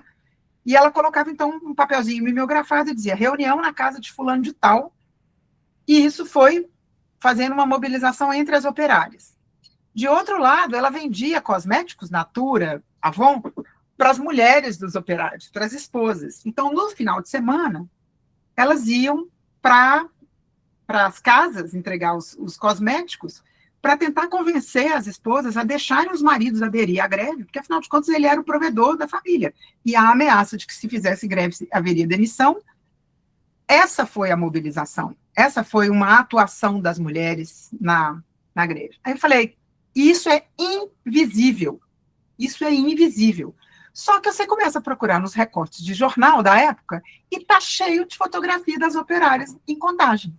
E aí é a hora que a pesquisa se divide. Então, a gente tem hoje um tanto de gente lidando com arquivo fotográfico, como eu falei, tem alguns acervos fotográficos que estão no Museu Histórico, que estão no Museu Mineiro, então a gente vasculha os arquivos dos fotógrafos, a gente achou esse registro. Aí eu falei, cara, mas que história louca de invisibilizar mulheres. Elas estavam no chão da fábrica. Elas foram cruciais na mobilização da greve. Aí eu falei, deixa eu ver se em outra greve, em outro tempo, deixa eu fazer minha pesquisa histórica aqui, deixa eu ver se teve uma outra greve em que as mulheres tiveram essa mesma participação. E aí eu cheguei na greve dos ganhadores, em Salvador, na década de 1850, que foi uma greve dos escravos de ganho, porque o governo da Bahia queria obrigar os escravos a usar, eles eram escravos que transportavam pessoas, transportavam cargas, eles recebiam dinheiro por esse transporte e dividiam esse dinheiro com o senhor deles e juntava para poder depois comprar sua carta de alforria. Então, por isso eles chamavam escravos de ganho. Mas eles cruzavam Salvador para lá e para cá. E então, era uma algazarra, e aí a prefeitura queria controlar essa algazarra, exigiu que eles colocassem uma espécie de coleira, dizendo quem era o dono deles. E eles se revoltaram e pararam a cidade. Então, inclusive o nome é o Grande Paro. Pararam a cidade de Salvador, porque não transportava ninguém. Não trazia as pessoas nas liteiras, não transportava, como é que a cidade parou? E, de novo, o governo falou, vai durar 2 dias. E a greve durou uma semana, na segunda semana tinha um caos, e aí as pessoas foram, o governo cedeu, a greve terminou, eles não usaram as coleiras, ninguém falou mais nada. Eu falei, mas que engraçado. Aí eu fui para o livro do José João Reis, olhar os relatos da greve, e ele conta, numa seção do livro, que junto com os ganhadores, haviam as salgadeiras. As salgadeiras eram escravas, igualmente escravas, que andavam pela cidade vendendo comida. E no momento da greve, elas pararam de vender comida para os escravos operários, para os escravos de ganho, e começaram a produzir comida para alimentá-los e para sustentá-los durante as 2 semanas de greve. O jeito de fazer isso, porque ele tinha essa coisa de ser uma grande algazarra, eles ficavam nos cantos, jogando capoeira e cantando, elas podiam entregar a comida para eles sem que a polícia notasse, sem que o governo notasse. De novo, uma participação feminina. E aí eu escrevi exatamente sobre isso, assim, a capacidade de uma imagem, que é a imagem da operária dizendo, eu vendia Avon, e me pintando o que significava vender Avon naquele contexto de 1964, falei, mas isso não é um evento isolado. Como é que a pergunta que eu fiz foi, como é que as outras mulheres, como é que mulheres atuaram historicamente em outras greves? Atuaram ou não, né? Era a minha pergunta. E eu achei. É claro que isso é um ensaio curtinho, não é um texto de grande fôlego, mas é um pouco para para mostrar que a gente precisa juntar esses extremos. Foi a primeira vez, inclusive chamei o texto de Pensando por Extremos. Por que isso? Assim, eu fiz só uma pergunta. Me deixa ver se houve uma atuação feminina em outro momento das greves no Brasil. Isso não está na historiografia oficial, mas existiu. Então, isso dependeu de uma pesquisa de arquivo, de olhar para os arquivos de 1964, aqui em BH, que estavam à mão, que eram as imagens, as fotografias, os arquivos jornalísticos, os textos de jornal, etc., mas é essa a materialidade, e um pouco me valer de bibliografia secundária, porque é o livro o João Reis é um pesquisador sênior da escravidão, né, no Brasil. Então, a ideia é um pouco isso, assim, é a gente ser capaz de formular perguntas históricas, mas ser capaz também de entender que as nossas fontes são várias, e as fontes nos ajudam a formular hipóteses no meio da pesquisa. E é muito importante você entender como é que essa pergunta é formulada e o que você faz com ela. Então, essa história de que é preciso ter um registro do modo como você vai construindo o pensamento, né? E é muito importante depois que você faça uma retrospectiva de que modo essas hipóteses foram testadas a meio do caminho, no meio tempo da pesquisa, né? E aí a rede social não deixa isso, né? A rede social entrega muitas sínteses e muita interpretação na frente dos fatos. Então, a gente não tem feito isso. Muito embora o Roberto se valeu disso. A pesquisa do Roberto para os cartazes, ele foi de pedido das pessoas, assim, você tem imagem? Criou um Instagram, criou um Facebook, mandou e-mail para todo mundo e falou, você tem imagens dos cartazes? Você tem fotos? E as pessoas foram mandando.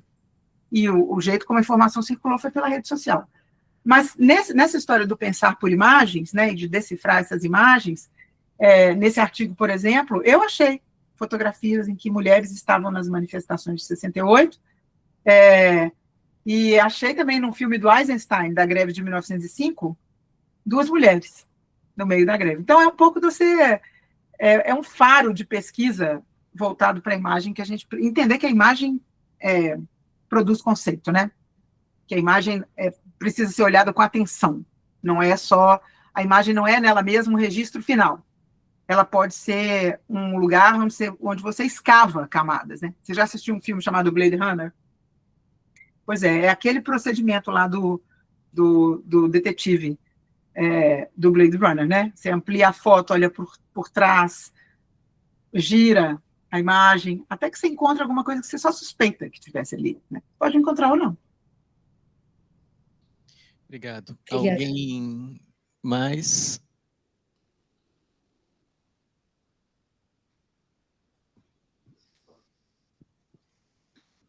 Oi, Rita. É aqui. Quando você falou que a gente tem que ter mais dúvidas sobre um texto, sou eu, né? Porque geralmente quando eu vejo palestra eu tenho muita dúvida, mas eu não consigo nem exatamente formular na hora. Então eu vou tentar um pouco formular aqui, mas, né, por conta de que a sua fala e já também, né, outras vezes que eu li seu trabalho, né, já tinha falado para você quando estava no doutorado, que foi uma grande inspiração a sua tese também, por conta justamente do seu percurso sobre o Lefebvre e o Walter Benjamin também. Na verdade, eu não estudei muito, né, sobre justamente essa questão do urbano, nas cidades latino-americanas, etc., então não sou especialista sobre isso, mas ultimamente eu tenho tentado justamente, por conta de alguns diálogos, justamente lá no PC3, né, que é com o Leandro Medrano, etc., eu tenho tentado formular algumas ideias a esse respeito, e aí quando você fala que você trouxe esse descolonizar o urbano, então justamente tentando pensar em outras, sei lá, epistemologias que de alguma maneira pudessem mobilizar ou ter alguma potência em termos de transformação, aí, na verdade, o que eu fico pensando, vamos ver se eu consigo formular direito essa pergunta, mas no Lefebvre, quando... né, eu estudo especialmente, né, o Lefebvre, mas eu não me lembro direito se é na produção, se é na Cidade do Capital, ou enfim, em vários lugares ele deixa um pouco subentendido que uma revolução, uma transformação, ela tem que vir justamente de contradições que são inerentes, né? E aí, na verdade, é uma grande questão que eu fico, quando a gente fala sobre esse anti-de ou contra, o quanto que eles expressam contradições inerentes ou, na verdade, eles são oposições.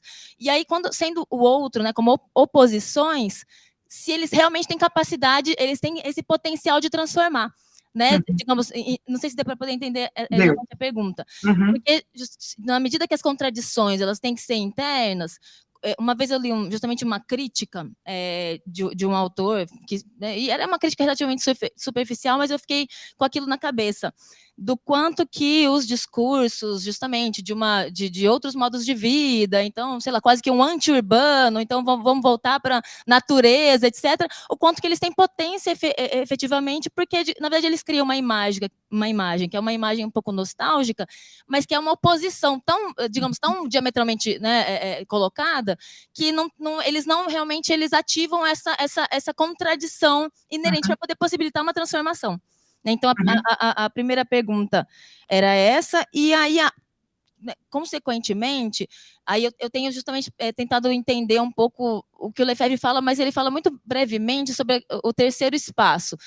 E esse terceiro espaço, quando ele coloca na produção do espaço, ele tem a ver justamente com essa imagem que você fala. Ele fala que é um espaço que ele não é exatamente um espaço cênico, não é um espaço público, mas é um espaço teatral, e aí nisso a questão da imagem ou do imaginário, ele é fundamental. Só que aí, esse espaço, como essa potência de transformação, ele não é, também, novamente, ele é um tensionamento das representações dadas, não é o completo outro, né, que aí vira uma idealização e uma romantização de um passado que já não existe mais.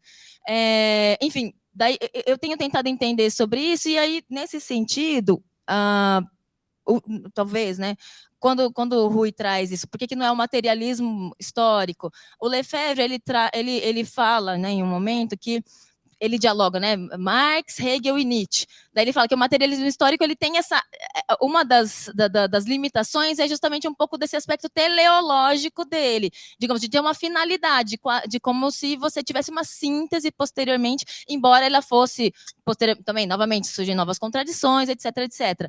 Mas, aí ele usa o conceito de ultrapassagem, como se, com base em Nietzsche, né, como se isso fosse justamente o outro, esses resquícios que você mencionou, os fragmentos, de alguma maneira eles mobilizam esse outro que é uma ultrapassagem. Esse outro, ele não é exatamente um outsider, né, mas são esses resquícios que podem, inclusive, ser parte do próprio capitalismo, por exemplo. Então, ele fala do lazer ou do ócio, né, e como uma provocação à direita e à esquerda. Então, enfim, são muitas questões. Se você não, mas é uma pergunta ótima. É uma pergunta ótima, porque, assim, é mais ou menos... outro dia eu me peguei muito irritada com isso, e eu falei, gente, que coisa, não posso ficar assim, porque é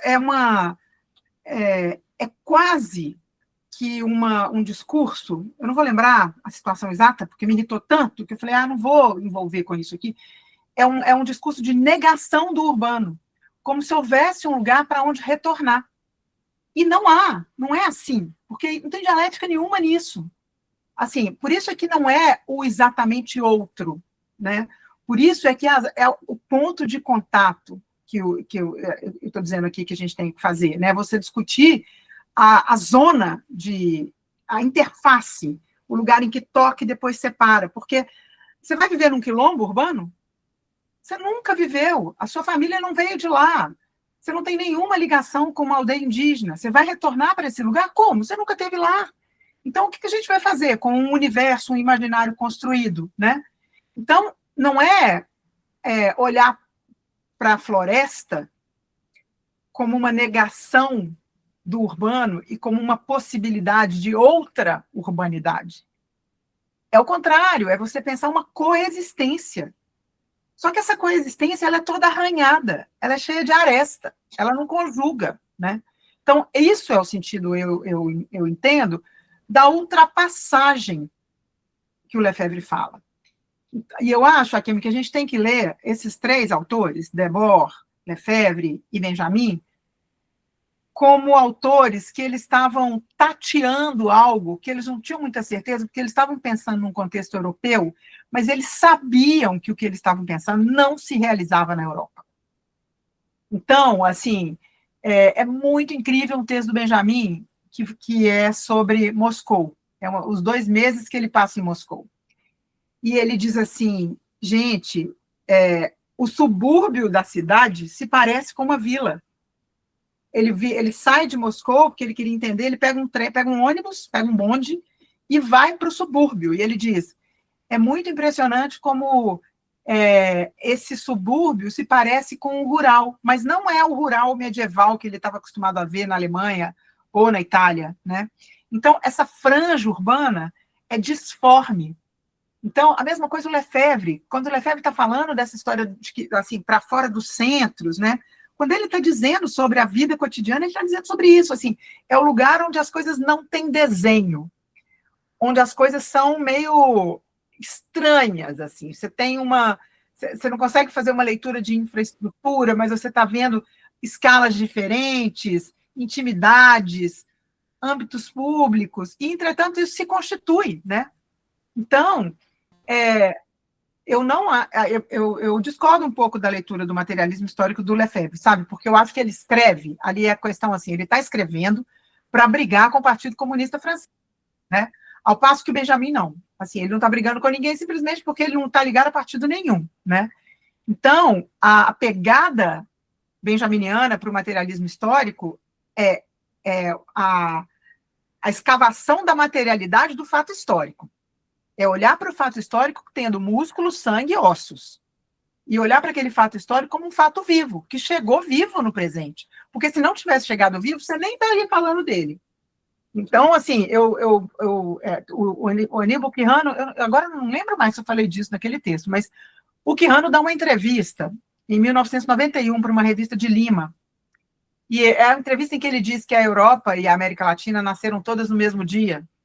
No dia em que as pessoas chegaram aqui, nasceu a Europa, e nasceu o conceito de raça, porque até então ninguém tinha formulado isso, ninguém tinha dado esse nome, né? E o Quijano conta da trajetória dele nessa entrevista, ele fala do que é essa constituição da América Latina, eles na CEPAL super preocupados com grandes estruturas econômicas. E ele diz que, lá pelas tantas, ele fala assim, olha, lá em 1950, a gente sabia que as mulheres eram chefes de família, e a gente sabia de alianças comunitárias em que as mulheres tomavam conta dos filhos umas das outras para elas poderem sair para trabalhar. A gente sabia que os jovens estavam produzindo música que tocavam nas rádios comunitárias, em substituição ao grande discurso das novelas radiofônicas. A gente viu isso, mas a gente não estava interessado nisso. A gente estava interessado nas macroestruturas econômicas. E aí, quando ele cria o grupo Modernidade e Colonialidade no ano 2000, ele está pronto para falar da agência feminina e da agência dos jovens, porque ele já tinha detectado aquilo em 1950. Então, essa é a história da dialética, né? Essa é a dialética histórica. Você viu, você sabe que existiu, aquilo não tinha relevância naquele momento, mas marcou o encontro com você 50 anos depois. E você é capaz de falar dele 50 anos depois. Porque você fala dele como um vestígio na sua cabeça, né? Aquilo está no imaginário, aquilo é constitutivo do seu imaginário. Então, você volta puxando o fio do fato. Então, esse é o ponto, assim.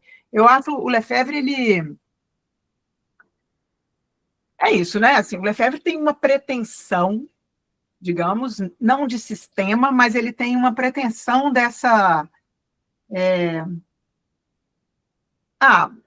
tem um pensamento sobre a revolução urbana, né? A ideia de que a revolução que não foi feita pela classe operária, ela será feita na vida cotidiana urbana. Então, tudo converge para isso. Se você ficar com, né, o espaço política, produção do espaço, os textos da década de 70, se você, sobretudo, lê a crítica da vida cotidiana sem parar, né?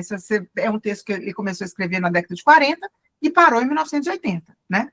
Então, você vê que ele tem isso aí, pensar o cotidiano como lugar da revolução. O Benjamin não era essa a pegada dele, era um pouco... o pensamento benjaminiano é um pensamento epistemológico, para discutir o episteme. Enquanto que o Lefebvre está muito preocupado em mostrar uma espécie de encadeamento, né, de uma duração, é um pensamento sobre a duração. E o Benjamin, ao contrário, eu acho que ele é o pensamento uma filosofia da presença, né, é uma filosofia do momento presente. Não sei se eu te respondi, Akemi, mas eu Sim. super concordo com essa pergunta de que vamos todos morar na floresta, vamos todos retornar para um lugar, para um Brasil que a gente, antes que houvesse ele próprio, a gente tem que ter cuidado, porque vira um fetiche, né? E assim, é a armadilha da alienação que agarra a gente no lugar que a gente menos espera, né?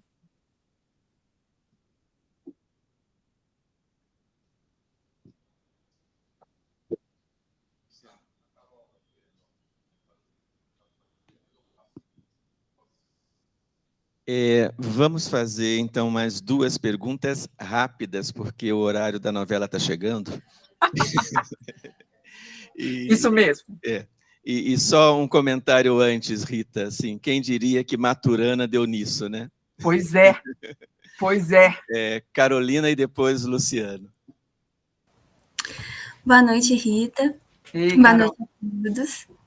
Eu vou puxar esse gancho que você usou, o texto Moscou do Benjamin, para responder a Akemi, e perguntar, então, sobre porque no livro Enigma das Cidades, quando você vai usar esse texto, você introduz a questão da empiria delicada e essa interface do Benjamin com o Goethe. E aí a minha pergunta é justamente sobre essa interface, os limites dessa aproximação, desse modo de pensamento científico do Goethe com o Benjamin, e até mesmo essa ampliação para uma dimensão da paisagem, como um corpo em deslocamento no espaço, nessa condição de vivência e de experiência. Joia. Deixa eu responder a Carol e depois a gente passa para o Luciano. Pode, Rui? Tá bom. Eu falo agora? Ok. Tá. Assim, Carol, eu quero te dizer que essa é a minha, nesse momento, é o lugar onde a minha pesquisa está colocando as agulhas, sabe? Porque a frase mais enigmática do Goethe é que todo fato já é teoria. Então é isso. Isso é a explicação de que você não formula teorias e as leva para dentro dos objetos. O objeto formula com você a pergunta que cabe a ele. Por isso é a história de crítica imanente, né? Isso é um tanto esotérico? Isso é um pensamento mágico? Mas isso é o Goethe olhando para a natureza. E é um pouco, assim, ele está... É quase como se todo objeto exigisse uma espécie de mergulho antes de qualquer enunciação. Então, por isso a ideia da desmontagem dos objetos. A ideia de que você precisa destruir a estrutura do objeto, né? A história de destruição e criação é isso, assim. Você desmonta, você mostra o que constitui aquele objeto, você mostra as componentes de um determinado objeto ou de um determinado fato, depois você reaprende a juntá-los, né? E aí você formula uma hipótese. Então, nesse mesmo capítulo tem uma história lá de que eu coloquei lá, porque eu gosto muito dessa imagem, que é a da lógica do quebra-cabeça. Porque a questão do quebra-cabeça é que você tem peças idênticas, mas que elas desenham, elas são parte constituinte de um enorme quadro. Só que você só consegue saber a posição daquela peça se você aproxima e afasta, aproxima e afasta. Então, a figura e a forma, elas são cruciais no seu raciocínio, né? A geometria e o que está representado ali para que faça sentido. Então, o sentido de um fato, o sentido de um objeto, depende dessa visão próxima e dessa visão distante. Então, tem um texto do próprio Benjamin que chama, ele está traduzido numa revista da Unesp, chamada Dissonância, que se chama O Estudo Rigoroso da Arte. É um texto que o Benjamin fez discutindo com Wolfling e discutindo com a Escola de Viena, com Gombrich, com uma série de pessoas, assim, o que constituiu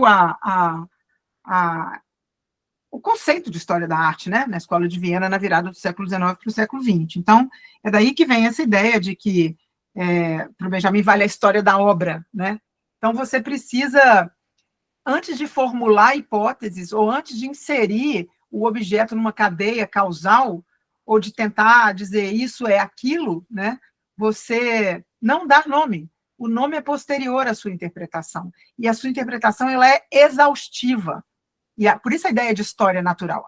A ideia de uma história natural é aquela história que ela não formula, ela não carrega uma teoria para dentro do objeto, né? Essa é a ideia da crítica imanente. Agora, isso é simples? Não. A minha pesquisa está toda aí nesse momento.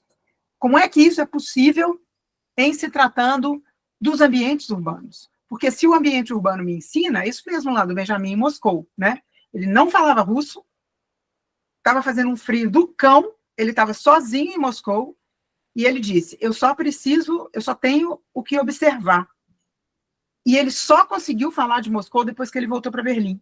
E quando ele chega em Berlim, ele diz, é o outro clichê que ele diz, né? É de Moscou que se aprende a ver Berlim. Ou, para traduzir direito, né? É Berlim que se aprende a ver de Moscou, né? Porque você precisa deixar decantar, porque são imagens, né? E os modos de decantação dessas imagens são variados. A representação, a fotografia, o redesenho, a memória, o seu imaginário, o sonho que você teve com aquela imagem. Essas coisas são parte da pesquisa, são parte do seu corpo agarrado no objeto que você está pesquisando, né? E, sobretudo, um total rompimento dessa estrutura sujeito-objeto, né? Porque aí é uma teoria do conhecimento que não parte dessas duas coisas, assim, são duas subjetividades. Frase do Paul Valéry, o objeto que eu olho, me devolve o olhar, me olha de volta, né? Então, o que eu vejo do objeto não é o absoluto do objeto, é apenas aquilo que eu vejo, porque você pode olhar e ver outra coisa, né? Mas isso é o que o objeto deixou que você visse. A mesma coisa, é o que o objeto deixou que eu visse. Então, isso não é esoterismo. Isso é uma outra episteme, isso é um outro modo de pensar a teoria do conhecimento, né?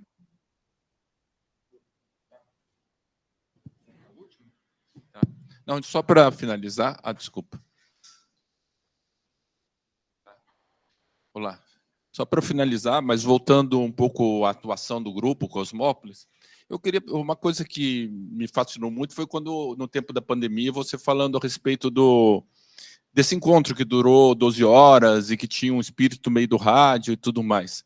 Uhum. Eu queria saber, e por outro lado, um aspecto que para mim não ficou muito claro, é do que você estava chamando de prática extensionista naquela ocasião. Então, eu queria que você me falasse um pouco, o que o grupo, vocês entende como prática extensionista, aonde que isso vem se fazendo, se desenvolvendo, e também, se o podcast, aí pensando na questão do herdeiro da rádio, ele é uma outra forma hoje de conversa, de estabelecer essa ponte com que aqui no IAL é sempre trazido como necessário a ação extensionista. Uhum. E aqui, eu tenho que dialogar com a comunidade, não basta simplesmente eu fazer coisas para a comunidade, mas esse diálogo ele tem que acontecer de uma maneira direta. Então, eu queria saber como que é a experiência de vocês nesse aspecto. Pois é, a gente partiu de um momento em que, como eu falei, né, quando a gente começou o grupo, a gente estava muito envolvido com o planejamento metropolitano, e eu contei, né, a gente estava fazendo o macrozoneamento da região metropolitana. 34 municípios, a gente precisava entender o que acontecia nessas cidades que, assim, estão a 200 quilômetros de Belo Horizonte, ainda é região metropolitana de Belo Horizonte, porque o agrupamento região metropolitana é político, né? A gente brinca que já está quando você vai daqui para São Paulo, está na hora de parar para tomar café e você ainda está na região metropolitana, assim, né? E tinha uma prefeitura, gente, em 2013, que só respondia carta. A gente pedia dados, eles eram incapazes de mandar por e-mail. Tinha que ser correios, tinha que ligar e falar, pegou a carta no correio? Responde aí mandar. Era bizarro, assim. E aí a gente começou a fazer, Luciano, umas oficinas. A gente fez inúmeros mapas, os mapas, a gente agrupou municípios. Então, por exemplo, você fazia pegava um município da região norte, da região metropolitana, outro do oeste, outro do sul, juntava municípios que não estão próximos territorialmente e levava esses municípios para uma oficina, representantes da sociedade para essa oficina. E a gente fazia perguntas, a gente chegava e falava assim, olha, gente, a gente não sabe o que são os conflitos que estão presentes nessas cidades.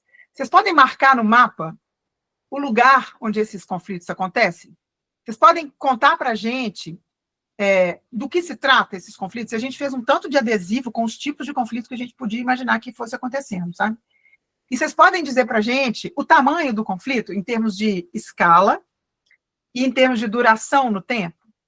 Nós fizemos 18 oficinas. Depois a gente sobrepunha os mapas. Isso está num site que chama rmbh.org. Vocês vão ver lá a metodologia dessas oficinas. E aí, a gente trabalhava em cima desse dado, que era um dado, ao mesmo tempo, qualitativo, mas era um dado que dependia de uma síntese histórica que os moradores faziam. A gente era as pessoas que tinham dúvida. E eles iam respondendo. Para mim, assim, o máximo que eu descobri que tem uma serra que chama Serra do Elefante, que é uma serra incrível. Eu nunca escutei em toda a minha vida, de 52 anos naquela altura, que existia um lugar em Belo Horizonte chamado Serra do Elefante. E é gigantesca na paisagem, na região metropolitana. Ou seja, eu, que sou planejadora urbana, não sei nada de região metropolitana. Essa escala metropolitana, ela é abstrata, porque as pessoas vivem em escalas microlocais, nanoterritórios, né? Então, essa era a nossa prática extensionista. Era o modo como a gente conversava com as variadas populações da região metropolitana. A gente decidiu que a gente não queria mais trabalhar para o Estado. Foi o último trabalho que eu fiz para o governo do Estado de Minas Gerais. Se eu estou na universidade, como é que a gente vai fazer? E o nosso credo extensionista é assim: a gente precisa manter essa ideia da conversa com as populações. A gente não é... Ninguém aqui nesse grupo trabalha com assessoria técnica.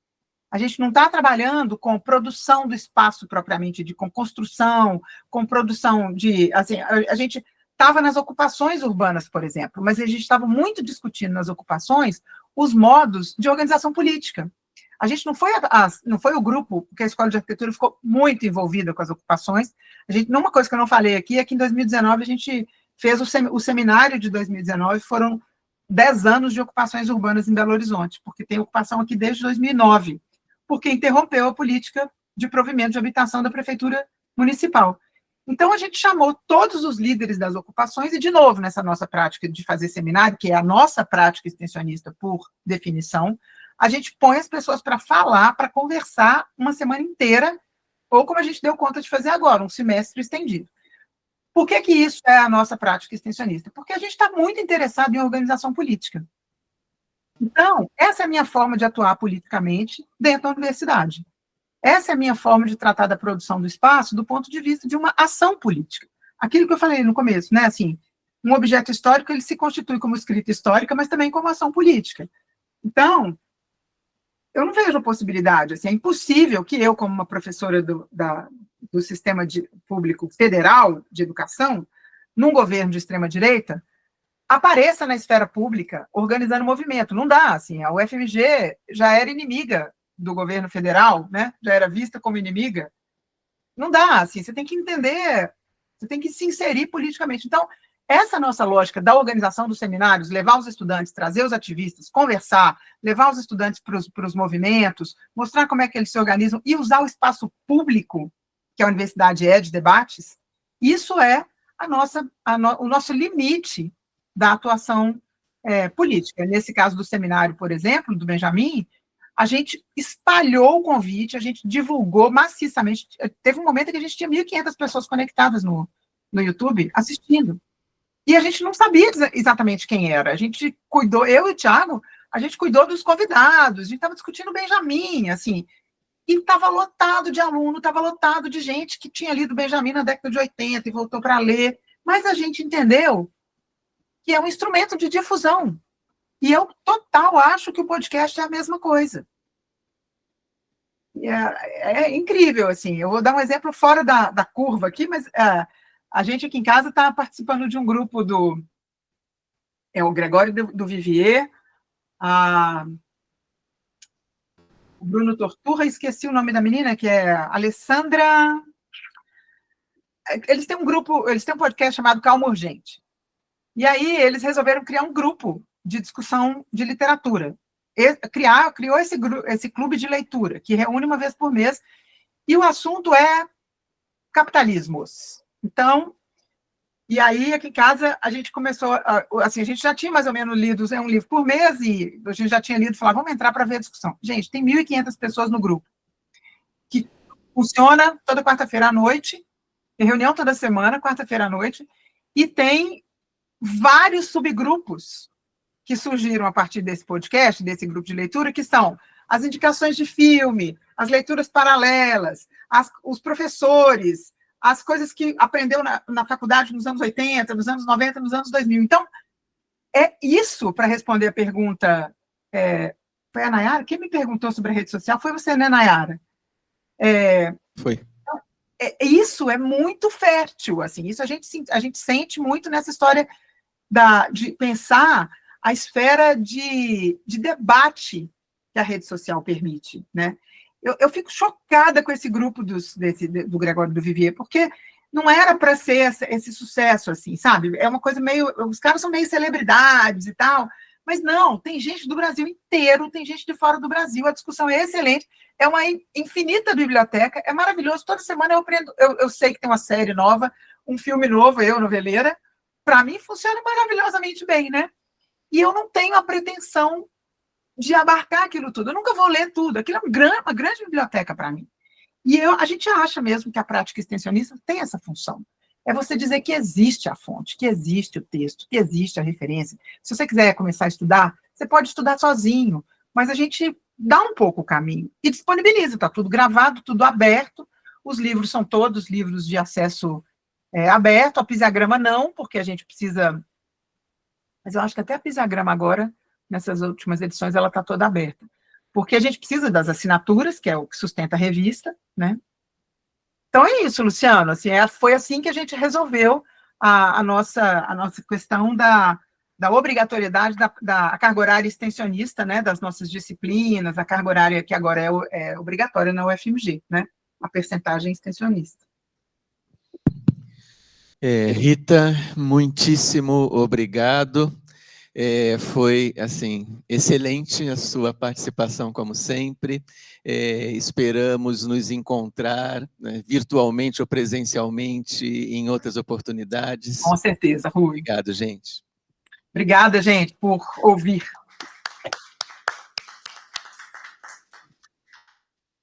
Abraços. Um beijo para vocês. Para vocês também do NEC, abraços, obrigado pela presença.